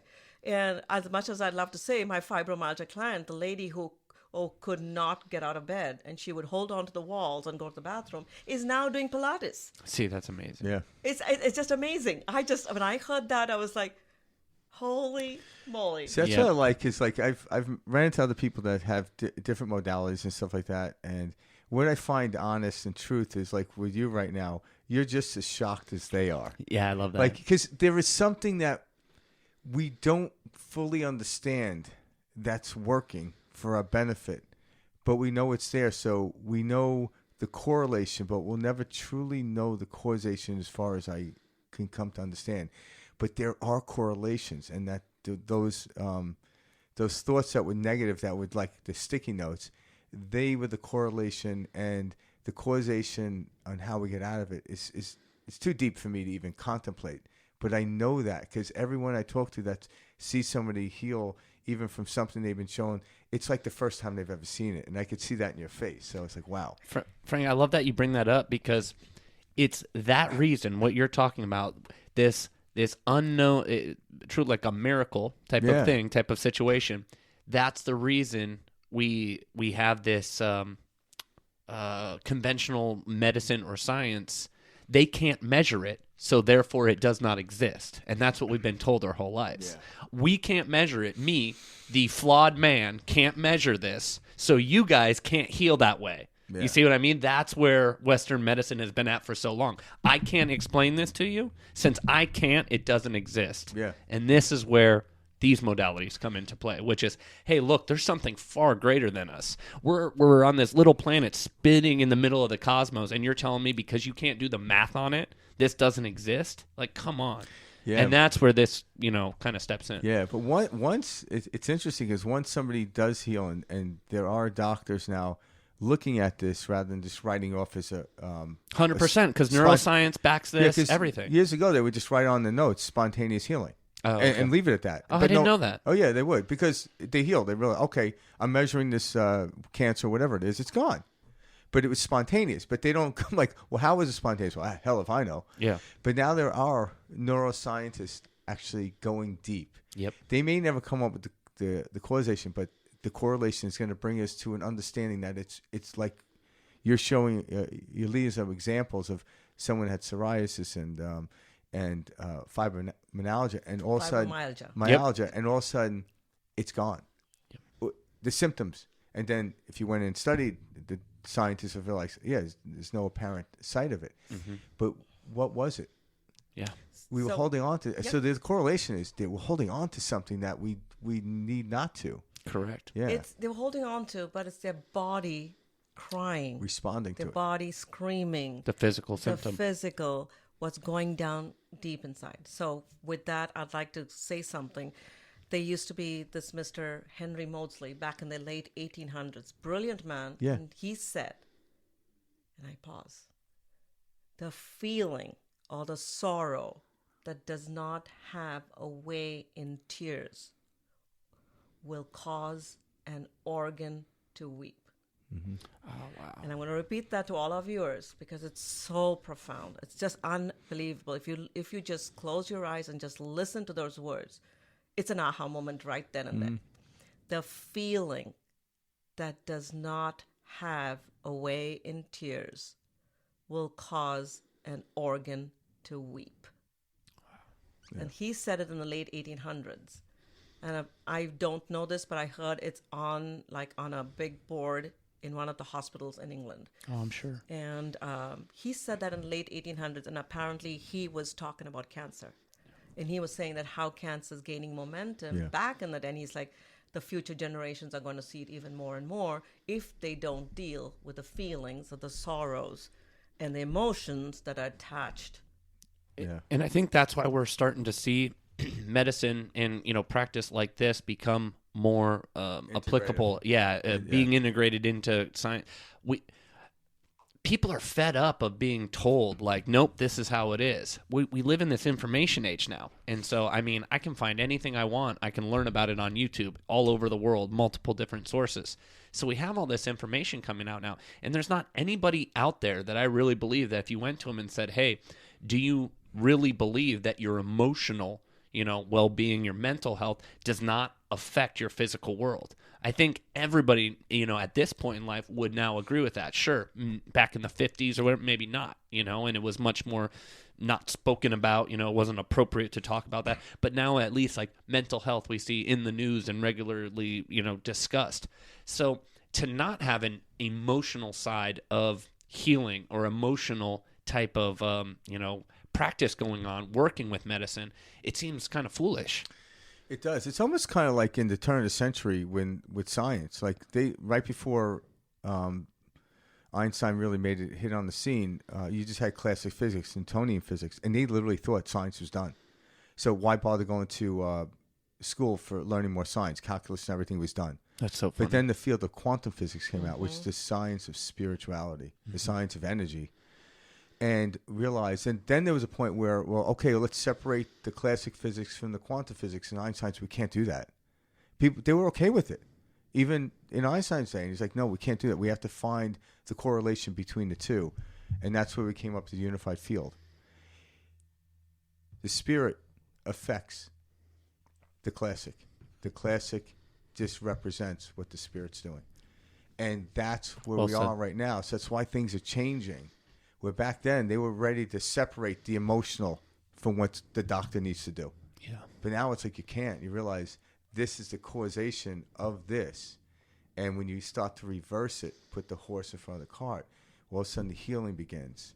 And then get beyond healing, the expansion of our experience to why we came here begins. Yeah, so that's what happened with me. Once I realized that I was in my way. Yeah. And you guys know that sticky note is still on my That'd be desk. a great T-shirt, by the way. Yeah, I know, right?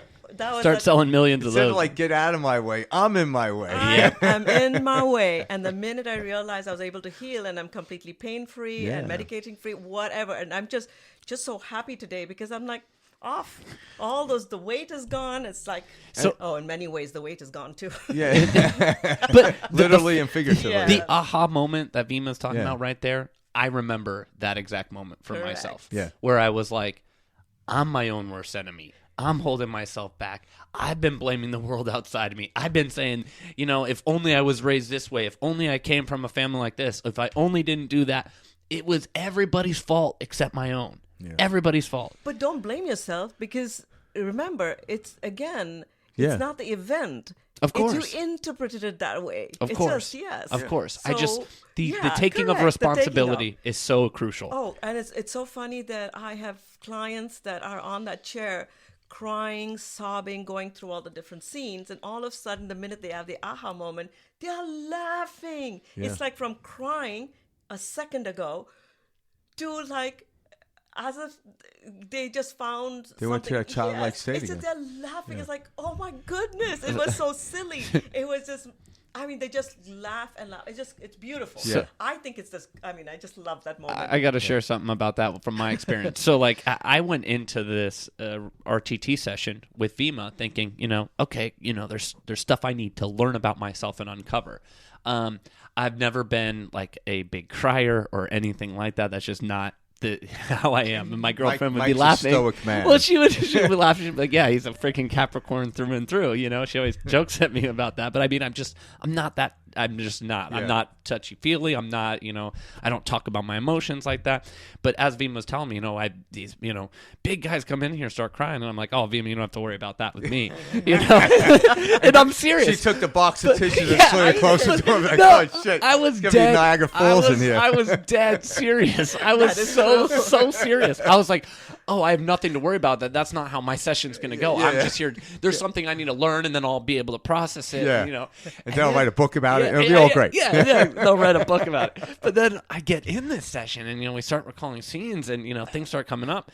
And I can feel this deep emotion in me, and my body. I'm like, oh my god, dude! I haven't cried in over a decade, and I'm sitting here oh my god, and I can feel this, coming out, and these tears, and it's as if you're in there, and I get why you have to tell people hey, this is just a screen, because you are reliving that moment, and that's what we're doing every time we're carrying these thoughts with us. We're telling our bodies don't know the difference. The subconscious doesn't know the difference. We're reliving these experiences day in, day out, and so to have that moment and go from these immense emotions and tears to what Vima's talking about, which is, aha, as soon as this emotion begins to release and as soon as you get to kind of see this connection, you are able in that moment to let go. And the reason you couldn't let go before was you didn't know it was there consciously. You didn't want to acknowledge it consciously, whatever. But it comes up, trust me. And when it comes up, it hits you like a brick wall. That happened to me as well. Beautiful words. Yeah. Let go. Let go. Yeah. Two most beautiful words. Let go. And do you know what I noticed about with Vima, with Mike, me, and in every book I had written, I read about someone that went through something. Once they let go and they rise above they rise into the place in which they knew they came here to do. Mm-hmm. They always want to give it back. Yeah.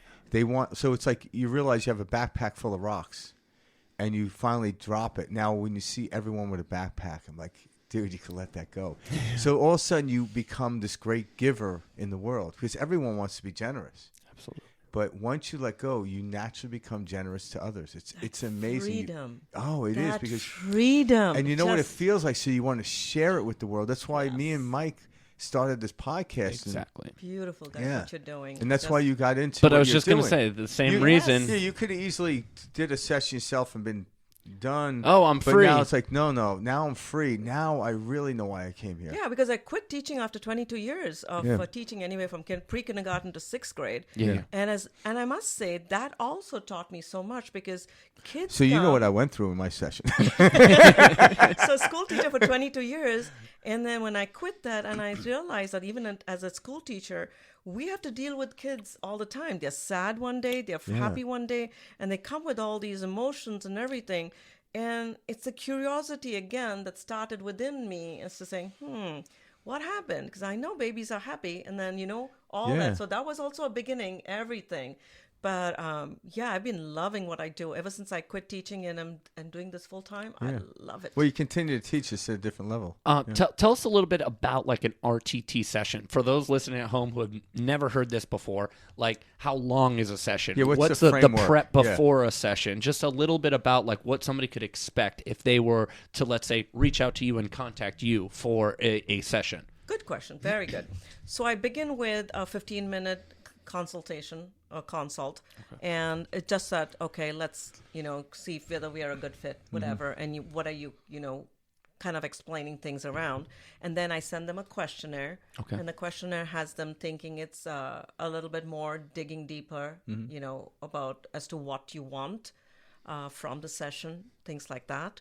and a little bit about a history about your medical history and all, a little bit like a questionnaire. Okay. And then finally in the session, which is the most powerful. So in the session, it's about 2 hours. Okay. And the session itself is about 2 hours. And in the beginning, I walk you down like kind of into this deep meditative state where you're very relaxed. So bringing to the alpha and theta state. Yes, into the alpha and theta state. And so you're very relaxed, and because I'm putting your conscious mind asleep. And I'm actually taking you to that stage in which when you're drifting away to sleep, and then you're very much, your eyes are fluttering, and you're very much aware of everything around you, but you're slowly getting into, you're sleepy, and you're just drifting away. So that's the stage I'm taking you in. So you're fluttering, your eyes are fluttering, and you're feeling sleepy, and you're very much in control, because if someone talked to you, you would have just opened your eyes, right? So take you to that stage. And then after that, I take you back to 3 scenes, a minimum of 3 scenes. Okay. And I sometimes go up to 5 scenes, and sometimes there's only once that I did 2 scenes because the client already had an aha moment. Mm-hmm. That's only once, okay? But most of the time, it's between 3 and 5 scenes. And then in the scenes, we do the investigation. We look at every possible angle, the 360-degree angle. We talk about everything. We do a lot of digging, investigating, all that. And then we start interpreting. Okay, now let's look at it as a movie. Why do you think those scenes have affected you today? And why your body has caused this today. Let's figure it out. So once we do the figuring out and finding out the how, why, where, when, everything, we dig deeper. That's where I spend most of my time, okay? So then we start interrupting those beliefs, okay? All on the subconscious level. Mm-hmm. So then we start interrupting those beliefs that you had formed age 3, age 5, age 10, whatever it may be. So then we start going to that stage where we interrupt. And then after that is done, I install better beliefs. And that's the recording that I make for you. And after the session is over, I make you a recording that is specifically for you. I do not have a generic one. So as you both know, that I take things from your questionnaire, from what happened during the session, and what I think you might need, so into that recording. And that recording is about 15 minutes long. And a friend who told me, Vima, you can't shut up with me, don't you? You had a 19-minute session with recording. But anyway, that was just, but it's about a 15-minute. And then I do encourage my clients that they have to listen to it once a day, preferably at night when they drift to sleep. But if they listen to it more than once a day, oh my God, it's very beneficial. Yeah. And like it says with anything, the more you listen, the more you do, the better it is. So now with the session, there are 3 types of healings. Okay. One is an instant healing, one is cumulative, and one is retroactive. Which one your subconscious mind picks, we don't know. Mm-hmm. Again, that's it. And again, with every client, it's different. Some of them will have a 90% healing, and the 10% is a recording. And they have a complete, some are 80-20, some are 70-30, 60-40. Again, it's all the client. Okay. Now, most of my clients, and again, disclaimer, many of my clients have had only one session with what they came with. Great. I'm glad you're getting into this. Yes. So with what they came with. Now, some of my cancer, some of my deep-rooted over a period of time, years, longer, have had to do more sessions. Have had to do. Now, I'm not going to say here, cancer clients need 3. Mm-hmm. Cancer clients need only 1. Yeah. I can't say that. That's why I don't like to say you need 3 or whatever. Let's work with it. Let's see how much has been healed with the first. Let's work with the next. Let's go level 1, level 2, level 3. Each one is different. Okay. So there are clients that need more sessions, and there are clients that don't need more sessions. Okay. So I work one-on-one with them, and we figure it out. So I don't like to sell, let me say you need 5 sessions or whatever. Correct. No. And again, Because that too can bleed into the subconscious and not allow you Exactly. to open up on the first session too. correct. That And could- then, yeah. I have an example of this client that came with a laundry list of things that she wanted me to help her with. And she was so adamant. And then with the first session, and she said, Vima, every 5th of the month, I want you to work on this. And she had I'm like, okay, I can. But I said, I don't know if I'm going to be helping you because, again, don't hold me to this. But I feel that most of them are tied to one thing. So let's look at your laundry list and tell me which of these would you like to work on first? So which one is the most painful for you? And she said, let's work on the migraines because then, that kind of helps me work better during the day, whatever. I said, okay, let's work on the migraines. Well, I was expecting to see her on the 5th of the next month. I didn't see her. I was expecting to see her on the 5th of the next month. No, I don't know how many months had gone by. And all of a sudden, I'm like, I get this text out of the blue. You rock, lady. With so You many rock, exclamation lady. marks next. And I'm like, oh my goodness, she's alive. That's so great. I had So not it's like heard from her. the bowling ball knocked all the pins down. Exactly. It was like a domino effect. Yeah. And I did mention to her, and I told her, like a domino effect, the other things will fall up. But again, I don't know what your subconscious Yeah. mind is going to do. Again, I always tell the client, I don't know what your subconscious mind, but I feel, again, so she's like, and I texted, I said, can I please talk to you? Because I really want to know how you're doing. And in my mind, I'm like, I haven't seen you. So then she calls and she's like, I all these things have fallen off, including my weight. So she's another client that her weight also was holding on to her to prove to her something in her life. Now, I don't know what, but Yeah. she said, I've been losing weight. Again, that's a side effect. Not every client has that. So not every client does have that same effect, but whatever. But she was able to realize, whoops, nope.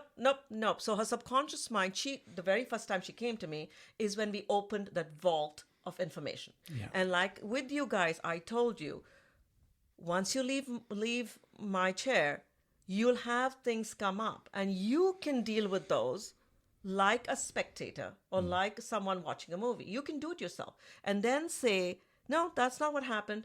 No, I'm older. That happened when I was 3. So you can help yourself. And that's what happened to her. And she was able to knock off all those other things and help herself. She became a practitioner to herself. Exactly. Yeah. She was like, again, I'm in my way. Yeah, imagine so. if you have migraine headaches, everything seems miserable. That's why you would have a laundry list of stuff. I think that's what it is. We start adding on to it, but it was again, the migraine is the symptom of what was deep rooted. But yeah, when you don't feel good, everything's a problem. Yes. So in the session, so the recording, it's a minimum of 21 days. You've got to listen to it. And I hope you guys are listening. 21 last days. night and this morning. I listened to it. So Yeah. 21 multiple days minimum. And again, if you think about 21 days, it takes 21 days to create a new Habit. Yeah. Correct. It creates. So I do encourage my clients to listen to it more than 21 days Yeah. and as long as they want.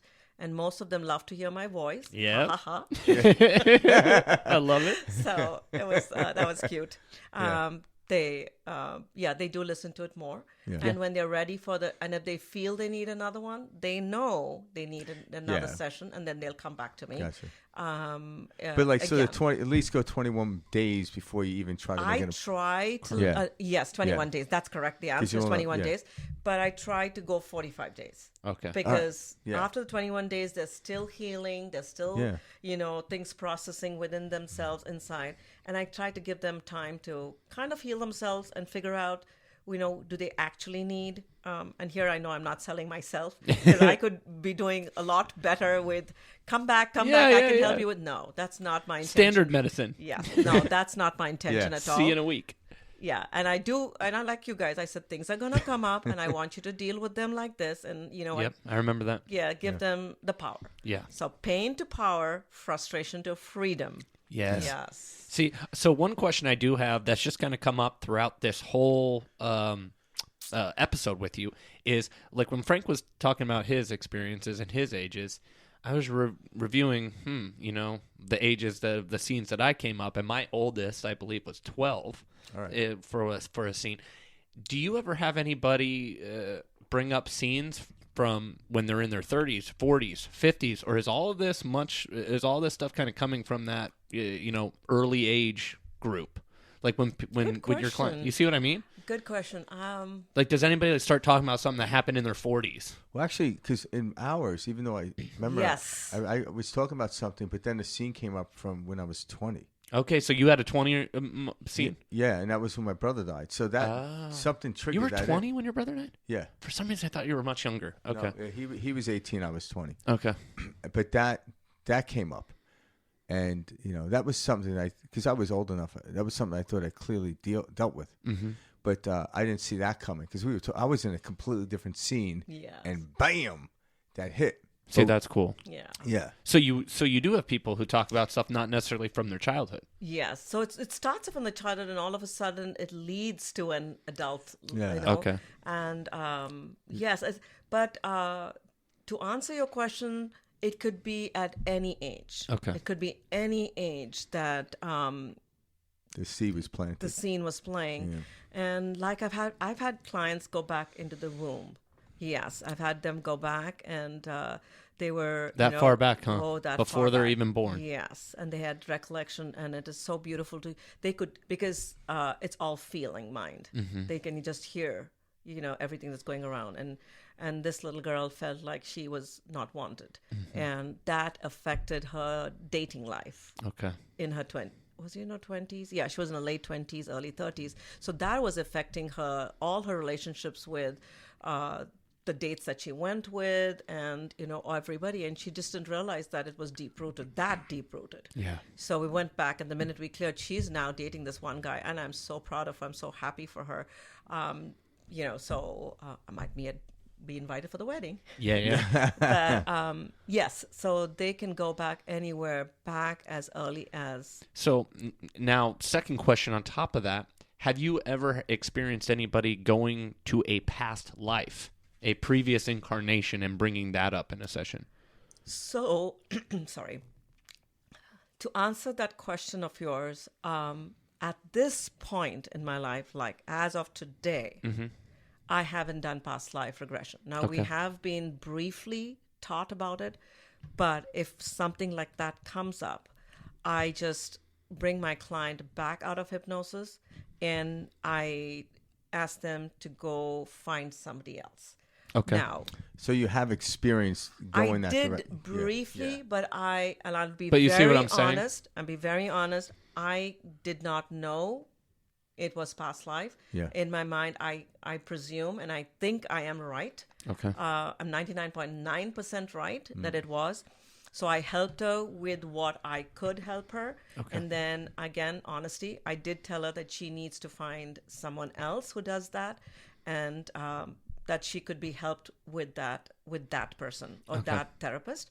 But I was not able to help her with just that one, but I was able to help her with the other things. Okay. Now, in the future, that's something I might do. Okay. But I don't know. I'm still, like I told you, my passion is cancer. Yeah. And so cancer clients. So so far I didn't need to do it. So I don't know something in the future that I might. Absolutely. I just bring it up because when you mention, somebody recalling a memory from the womb, they haven't even been born yet. Correct. So if we have memories from the womb, imagine what we can have from previous lifetimes and incarnations and experiences. And I know my fellow therapists, my fellow RTT therapists have encountered that. Okay, so that is something that comes up with the practice. I'm in that Facebook group or whatever, and I've been told that they have encountered that. Okay. Yes. Now, I imagine, again, being ignorant to this whole thing, I imagine they would still deal with it the same. Whether it's in this lifetime or past time, it's something they have to let go of. It was just perception onto what was happening. Because the subconscious now had to carry that over in this lifetime. Could be. Yeah. So, again, it would be like, okay, whether it happened 5 lifetimes ago or when I was in 3rd grade, I have to cut the cord and look back and I'm like, okay, this is just something that did happen. Okay, it's no longer here. and I could change my perception to it. Well, like Vima was saying, it's not so much the details and the circumstances of the situation that happen. It's the way we internalize it. So absolutely, Yes. I see what you're saying. Yeah. It would be how we internalized it in a previous lifetime, et cetera, and that carried forth, into the experience we're having now. I did love how you mentioned that because, so, like I'm telling my parents I'm going to this, to an RTT specialist. I'm going to go sit down. I'm going to go undergo conscious hypnosis, et cetera. My parents kind of start getting worried, like, hey, we were really good parents, don't worry, hey, we didn't have any trauma in your life. Together, like, what the hell are we doing this boy? Yeah, and so I could kind of see that to them. That's and funny. After I come out of this session, I realized, and this is something I shared with them. Did you look at him like sideways? Like, I had to explain to you more. It's not the details. It's not something you did. Yes. Like, you don't come out of this session going, my parents totally screwed me. I knew it was their fault. That now I can let go of it. No. You see that the detail didn't matter. Whatever situation, it was a play. It was it was a screen. You were experiencing something. It was how you internalized. It was what you experienced. That's what we're letting go of. It has nothing to do with how it happened, who it happened with, or what it is. Because it doesn't matter. And that's the trauma we carry, like with like rapes and stuff like that, or very intense sexual molestations and stuff. We're so tied to the story of the physical pain and like the assault and all of this, but it's not the physical, it's not the details, it's what did you internalize from that lack of worthiness, no power, no strength. Those are what we're digging up and letting go of, and then everything else falls away. It's not the details, and I just want to really kind of reiterate that as we bring this together. Blaming other people. I remember I was like, blaming other people. Exactly. My parents were worried they were going to be. It's your guys' fault. You know what's funny? I was like 16. Yeah, exactly. I was 16 years old, and I was going through something like that, and I remember saying to him, like, well, it's your fault the way you raised me. He looked at me and goes, go blame your grandfather. Like, he passed the torch. I'm like, where's his head? Your dad is so awesome. He's like, go blame your grandfather. I don't know what to tell you. Go blame your grandfather, boy. So That's bringing great. back another, just a memory again of one of my clients. And she was 3 years old. And that's another thing I tell my clients. Tell me everything that's going on in that scene. Yeah. Don't think that, it's not relevant. And so here's a client who went back. She was 3 years old, and she was picking blueberries. Okay. And they're picking blueberries. And she says, Vima, I just don't know. And I was like, no, that's important. Let's begin. So here she comes to see me, I think for, she just loves being alone. Just like loves to be with herself and just, being a loner. And so she was wondering why, because that's not normal, right? Because you're supposed to be a human. You're supposed to be social. You can whatever. I'm just being social because people. No, I'm kidding. So she says, I need help. I need to go out. And I feel I just get scared to go out. And I just want to, go out with friends and all that. So I said, let's figure it out. So Very introverted, would you say? Perfect. Okay. Introverted, correct. And so she went back to the scene where she was 3 years old and she was picking blueberries. And I was like, okay, let's talk about the scene. And we talked about when we finally figured out from that scene that she felt alone. And she was just 3 years old. And I said, where are your parents? My parents are at home. Where is home? Oh, I'm on this hill. Which is right next to my house. And is that Blueberry Hill? Maybe Blueberry Hill. So, Sorry. and I said, my parents are in the house. And I said, okay.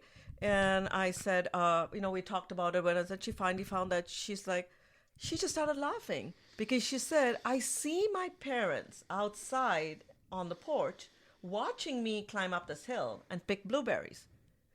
But her mind said to her, She was alone. She was alone. Because in that scene, she saw herself alone. Now, see, her parents did nothing wrong, but she felt that her parents were not watching her and that she was not being protected. Yeah. Right? And so she needed to protect herself. And therefore, if she goes out and be with friends, she's not being protected. But it was not the case. Yeah. So parents out there, don't worry. Yeah, so I was just going to say, I love that, Vima, because that's exactly what I was talking about with my girlfriend after the session. My girlfriend, she's a mother of two. She's got 2 children.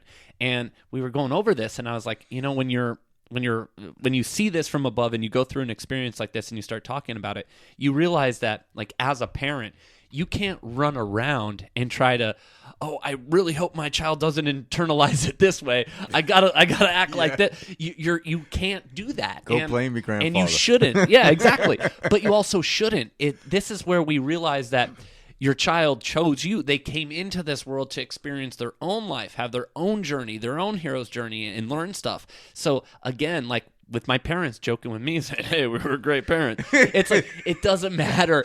Whatever Vima says, Mike. Yeah, we were good. We were good to you. Exactly. You can't run around hoping a child isn't going to internalize something. Like, yes, you can be a loving, caring parent, and you don't want to cause abuse and all sorts of stuff. Like, yes, but you can't stop them from internalizing certain events in a specific way that they're going to carry in what we would all perceive as a non-preferential way or something they need to let go of. Yeah. So yes, parents at home. You can't kill yourself over that. You can be a great parent and they can still internalize stuff. And it's the same. Like, you have 3 kids in a family, you have 2 kids, whatever, 5 kids in a family, and they all turn out differently. Yes, perfect example. It was like the analogy you talked about at Christmas time. Before I forget, I want to go back to this girl. And then she tells me, and she just starts laughing. She says, "Vima, we were such an affluent family. We owned like 250 acres. Yeah, or something, huge acre like farm. a huge acre farm. And they had maids and all." She says, "And I was safe on that Blueberry Hill. Yeah, I was completely safe. It was owned by my parents. And when I told her to look back and said, 'Where are your parents?' Oh, they're on the porch. They're watching me, right? They're watching me. And so I was safe. Yep.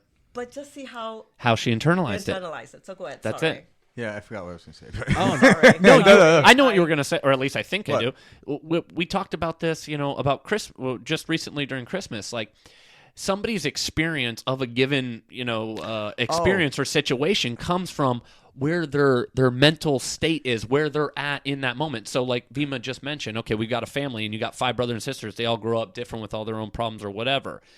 Same thing. You can all go to one Christmas or New Year or whatever event you're at, and everybody's going to experience that party, that celebration in a different way based on where they're at. Did they get up, on the wrong side of bed that morning? Did they fight with their significant other? Did they get in a fight with their child? These all impact how we experience something. So we go to this celebration on Christmas, and my sister, who has 3 kids, they were throwing a chaotic, et cetera. And she comes and she's like, honestly, Christmas, I did not have a great experience. But to me, that was the most amazing day ever. I got up early that morning. I meditated. I felt great. We can all like. And it's those not kids the went home with your experience. sister. Yes, yeah, exactly. So we have to remind ourselves of that and bring awareness to, hey, this experience doesn't suck. Where am I at? Where do I mentally fear? What's going on in my life that's making me perceive it this way? Yeah, and what I was about to say is, you mentioned earlier about 3 women, and I don't know if they were actual clients of yours, but being raped. Yeah. And all 3 had a different outlook onto it. Correct. Same thing. So we, at some level, we know we can choose that. So why not choose the preferential one? Yeah. Beautiful. And this and that's kind of how we get to that place, because there isn't, okay, if this happens, well, you're screwed. Yeah, this is it. That's never the case. And people are taught this, like, oh, well, you damaged goods. I don't know what to tell Exactly. you. We are taught that by media, movies, television, everything. They tell us, if this happens, man. Yeah. You can't have a good life. You're gonna have trauma the rest of your life, and that's not true. Because I know, like, when I've talked about this to certain people, and they always go for this kill shot. Like, okay, how do you explain this? Well, oh, I see what you mean. Yeah. and I'm like, well, listen, like, I haven't had an experience like that, or maybe I had, but it's how I perceive it. Because say a woman was raped, I'm like, well, you were raped in that moment. I'm not saying that was good or bad. I'm just saying it happened. And right, if you want to label it as bad, it really is an uncomfortable experience. Mm-hmm. But it happened once. Mm-hmm.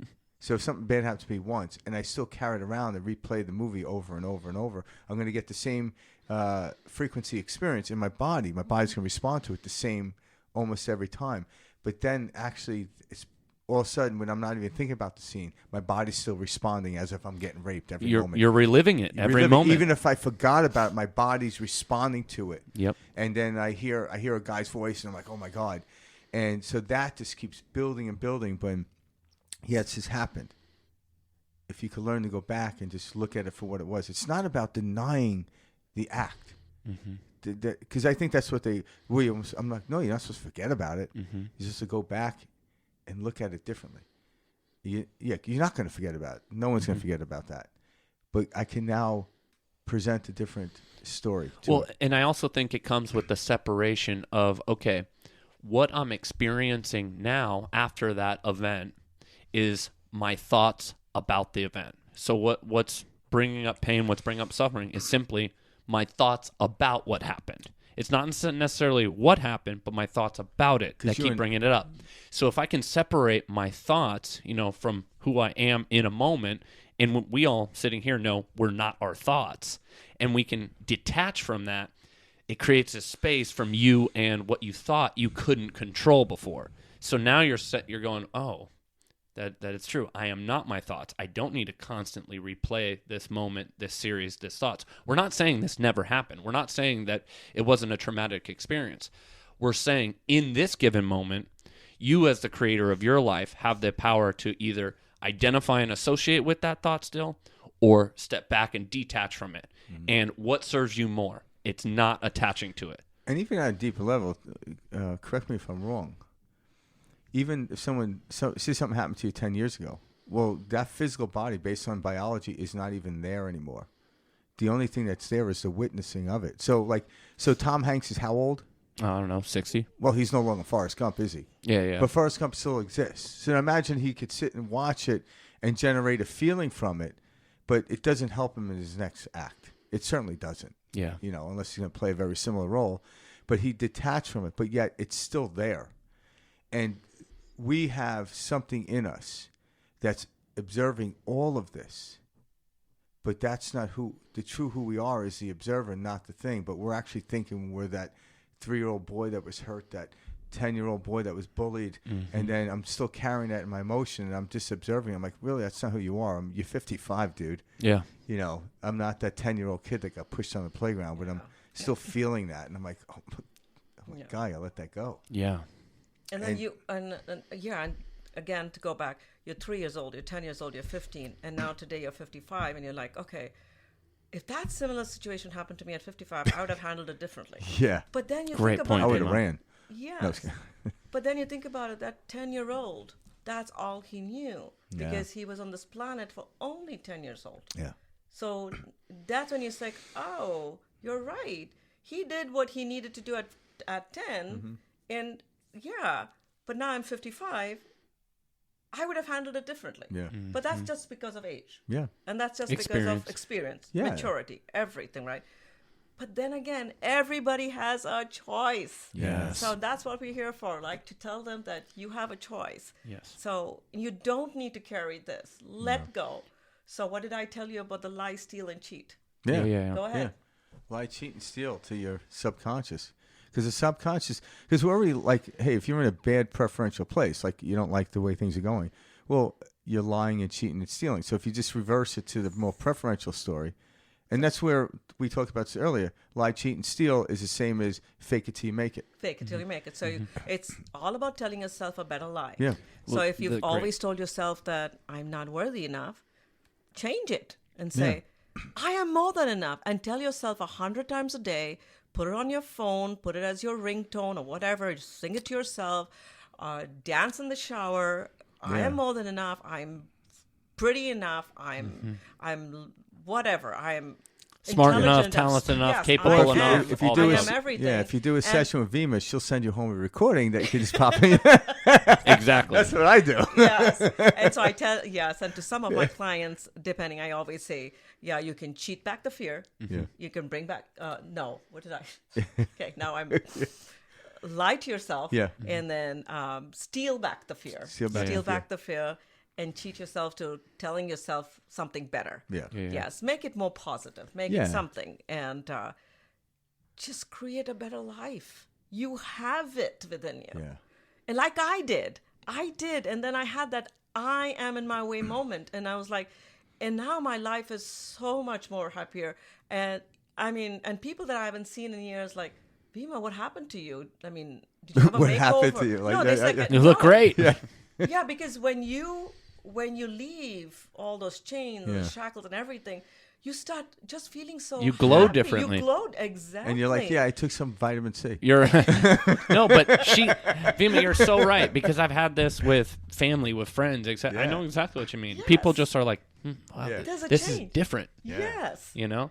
And it's no longer, I've got to suffer. I've got to, you won't believe what happened to me this week. It's no more of that crap. Because the internal way you start to think starts to project outward, and that's when the people around you notice. So I realize, okay, when I'm about to change, or I know I need to change, I stop telling people. I go forth and say nothing, right, as Jesus said. Go forth and tell. But then you don't have to tell anyone. But then eventually they're going to notice. And then that's the real, like, okay, people are noticing, so this is working. Mm-hmm. This is really crucial stuff. Yeah. It really is working. It works. Yes, it works. beautiful. But hey, if you go to the gym and lift weights, it will work. But if you don't, it's not going to work. If that's the outlook. But that's it. But don't our lie. conscious Don't lie effort to onto yourself. something. Like, in other words, if you're not going to the gym, it's not a big deal. But don't think about going to the gym and then you don't go to the gym and then you don't get the results. I'm like, well, you're lying to yourself improperly. But if you actually go to yourself and do something. Well, so go ahead. No. I was just going to kind of say, like, with this, like, the lie, cheat, steal, like we're talking about, like, a lot of people, when they first learn about these concepts and things like that, they feel like, okay, so are you just telling me to put my head to the sand, put my head in the sand to ignore a problem, etc.? And it's like, yes, to a certain extent. Or yes. think about this: they're putting the head in the sand to the actual life they want to live. Well, that's it, and it's like, no, what you're experiencing, and what you're describing right now is you're saying, no, I got to be in pain, right? And that's why you're continuing experiencing pain. So they're not seeing it from that they're already doing this. Just from the way they don't want to be doing it. Yeah, they're already putting a negative spin on everything, but they're just going, see, look, I told you this would happen. But it's the exact same concept in reverse. Yeah. And so it feels awkward. It feels funky. It feels like you're lying to yourself at first to get into these concepts. But this is why I kind of asked you, like, the subconscious is literal, right, Vima? Because until you go in and you start reprogramming it with these literal things that you haven't felt or haven't been experienced, you can never feel them. So many people are stuck in this little zone going, I don't deserve to feel that way. I've never felt that way my entire life. I don't even know how that feels. Yeah. And that's why no one's making growth. And they have the documentation to prove it. Yeah. Oh, yeah. And, it's like, here's my doctor's diagnosis. Here's my medications I take every week. Yeah. I'm telling you right now, this doesn't work. Yeah. And it's like, no, it does work. You're just so far on the other side. You haven't gotten on the other side enough to see it. It works so perfect. Move the angle. Yes. Let's just move the angle. Yeah, let's just change it just a bit. Let's just give this a try. Yes. Yeah, it works so perfectly, so empirically, that you create the story that you don't like. Exactly. And you're So living by it. Yeah, so if I created the cancer, I'm like, oh, and I created it, what can I create from that? I'm like, oh my God, I created this monstrous thing. Yep. Like, so, okay, now that I'm the creator, what can I actually move into? We just haven't been taught this type of stuff these ways of thinking. We've been just taught a different type. And there are so many people out there, Frank and Mike. There's so many people out there. Some that have come out with books that have cured themselves of cancer. Yeah. And gone deep root. There's so many. So many. And there are so many out there that I know of that I can't really, name names. Mm-hmm. Because of HIPAA, but anyway, Yeah. that have, who know that they have healed themselves. Yeah. Literally. Yep. Yes. So here, everybody out there, you have a choice. So you have, and your body is so brilliant. It's so smart. It knows what to do. It knows exactly what Just to do. what did you say? Just give it a voice. And get out of the way. voice. Yeah. Yes. So what Just that? give it a How voice. do people out there have the choice to come see you? Yeah, how does that work? Oh, goodness. And wait, is this only in person, or can people reach out to you? Like you had mentioned, you were working with somebody from California. Okay, yes, I have people over the flying me world. to different places. Nice. Yes, I have. But I mean, do you do like a Zoom session, for example? Yes. So for Okay. my international clients, I do Zoom sessions. Okay. And so we call it Zoomnosis. I like that. Little Zoomnosis. Yeah. A little Zoomnosis. Okay. So I do most of my sessions via Zoom. Okay. And I see clients from all over the world. And then if they're in town, yes. If they want to see me in person, then I do see them in person. Okay, perfect. So it's both. You can be in person or And I have online. the same results. People are going to say, do you surely have the same results? They have the same results. Okay. Yeah. Okay, it doesn't matter. you get results. Good to know. And how do they reach me? Yep. They can either call me. Okay. And now I was just talking Can about we it. put your cell phone and your email across the Yes, bottom of the please. screen? Absolutely. Okay. Perfect. And it's funny, this morning I was talking to my husband and he said, look, you've not, it's been so many years and you haven't had a website up. Mm-hmm. And I said, but Joseph, I don't have time. And he says, tell yourself a better lie. I love it. Joseph coming through. Your He husband. just threw it right back Yep. at me. Yeah. Yes, And he's right. Yeah. He's right. Yeah. And he's Yeah. like, again, we That- tell ourselves, like, Yep. we don't have time. Yep. You know, I don't have money. I Yep. don't have this. Yeah. I don't have that.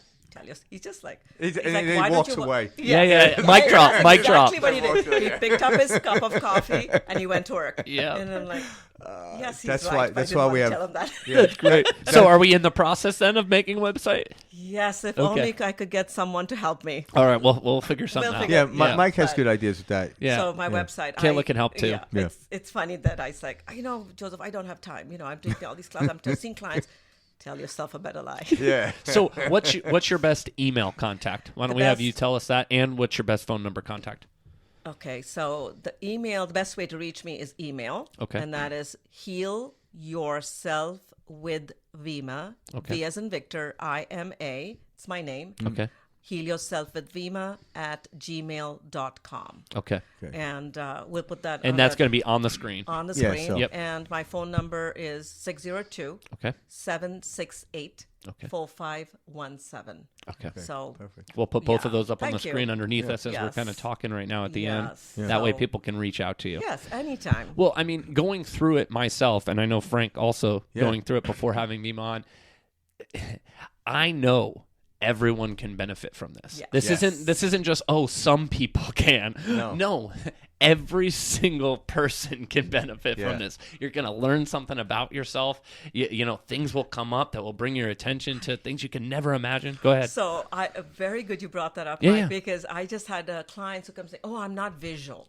I am not visual. I cannot." I said, "Okay, so have you ever parked in a parking lot?" "Yeah, I have." "Did you know where you parked your car?" "Yeah." "How did you get there?"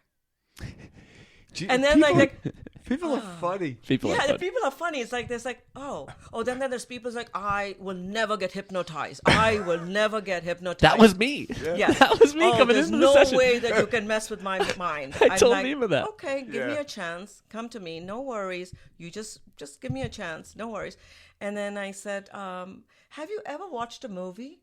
Yeah, of course I've watched a movie. What have you been doing when you're watching? Have you been engrossed in the movie? Yes. My God. So tell me about a movie that you've been so engrossed. And they start telling me about this movie. And I was like, stop. Yeah. You're already hypnotized. Yep. Yeah. And then they look at me like, okay, I let go. Well, that's what I said to Vima before I went into my session. I said, "Hey, I'm worried about being hypnotized. I love meditation, but I just feel like I don't know if I can be hypnotized." And I'm just Yeah. trying to be honest with Vima, and I've never done any. And I'm hypnosis definitely not going to sessions. cry. Just get over that. Seriously. Oh, the another one is, Seriously. Another one is I've always asked them, so have you ever driven from point A to point B? And That's the reached- example you gave me. Yeah, point B, you've realized, oh my God, I just drove, but I have no recollection of my That's drive. exactly what I was just going to bring That's up. hypnosis right Yes. there. Yeah, it is. Yes. Yes. Yeah. So then like, okay, you've got me. Yep. That's it. That's how I felt when you gave me that Yes. example. I was like, I get it now. was- It's that trance state, that you're not even Because conscious or people aware connect of. the minute they hear the word hypnosis, they're afraid of what they saw, the stage hypnosis. They're Yeah. worried about the Las Vegas or whatever they've seen. Yeah. It's like, oh, the person's misbehaved, or Yeah. person has done something that without their control. Yeah. No. The hypnosis we do is very different, very, very different. And so much so I don't like to, sometimes I know it's hypnosis, Yeah. but I like to call it a deep meditative state. I like and into a relaxed state. This is not Vegas. This is Vima. Yeah. It's a difference. Viva la Viva. Yep. So it's just going into a deeper understanding of yourself. Yeah. That's it. It's a sleep of the nervous system. You're not sleeping.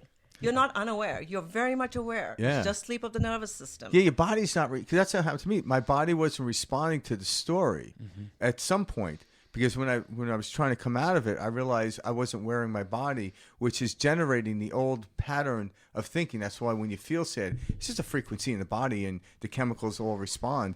But once I detached from that, I no longer had the effect it had the first time I went through it, and then thereafter, I was like, wow, okay, it's weird. Like, yeah, I know it happened, but I'm no longer affected by it the way I was when it happened, and then thereafter kept carrying that same story and the same way I felt about it. Yeah. That dissipated. Yeah. Yeah.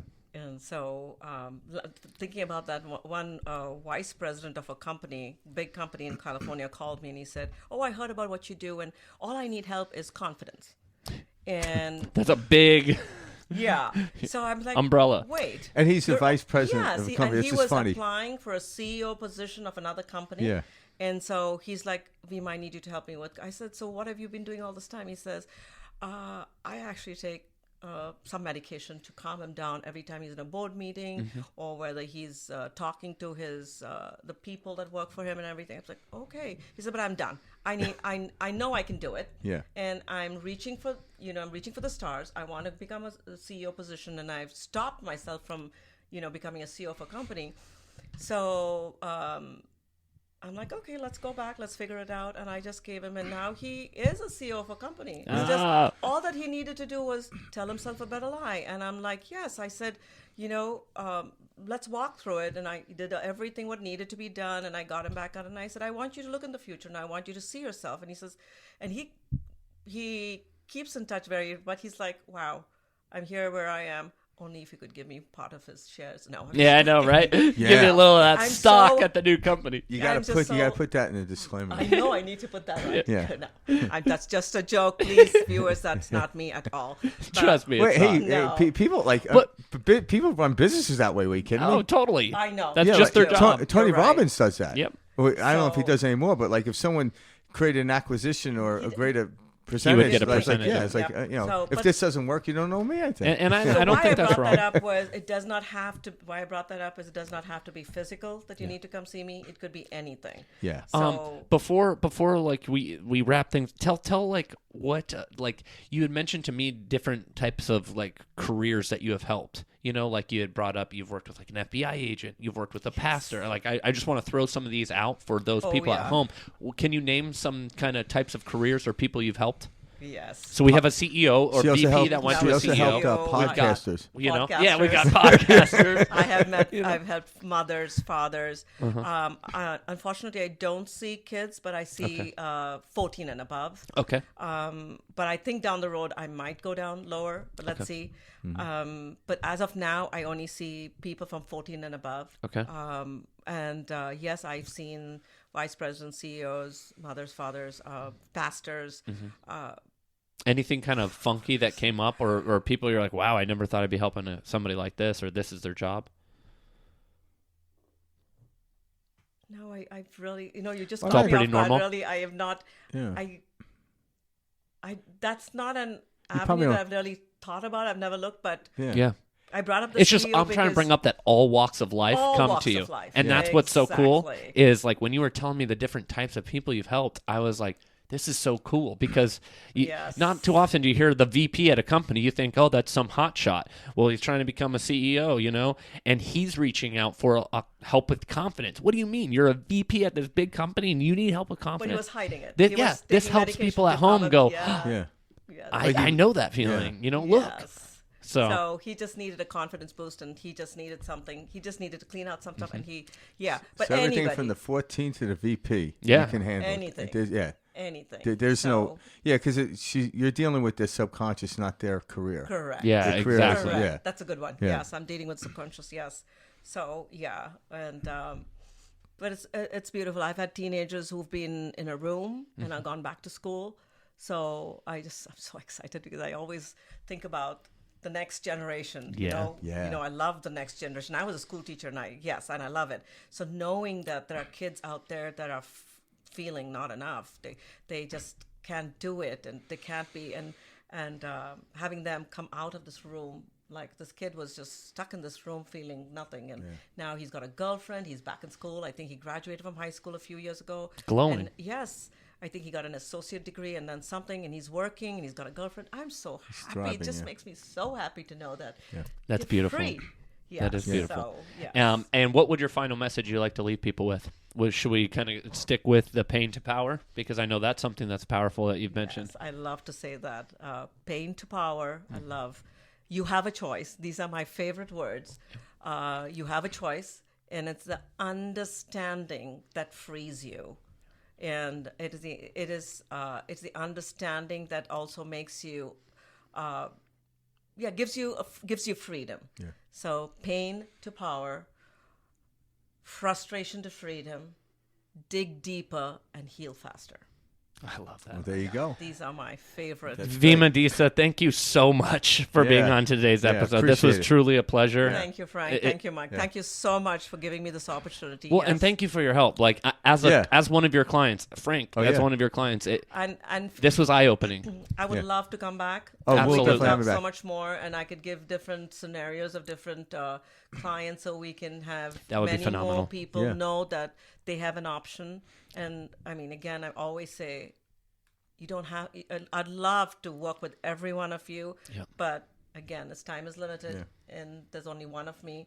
But if you can find help, what I want to go out there is, and I know both of you are there, is you have a choice. Yeah. And freedom is right there within you. Yeah. So. Perfect. Perfectly said. Thank you so much, Vima. Yeah, Thank thank you, you. Vima. Hey, Thank if you, you like guys. what you heard, email us at perspectiveshift2020@gmail.com. And if you're watching us on YouTube, just hit the subscribe button, and they have comments there as well. We appreciate you guys listening in. This was a great pleasure to have Vima with us. And we'll see you again very soon, Vima. Excited to have you back on the show. Thank you. Peace out. Bye, Yes. guys.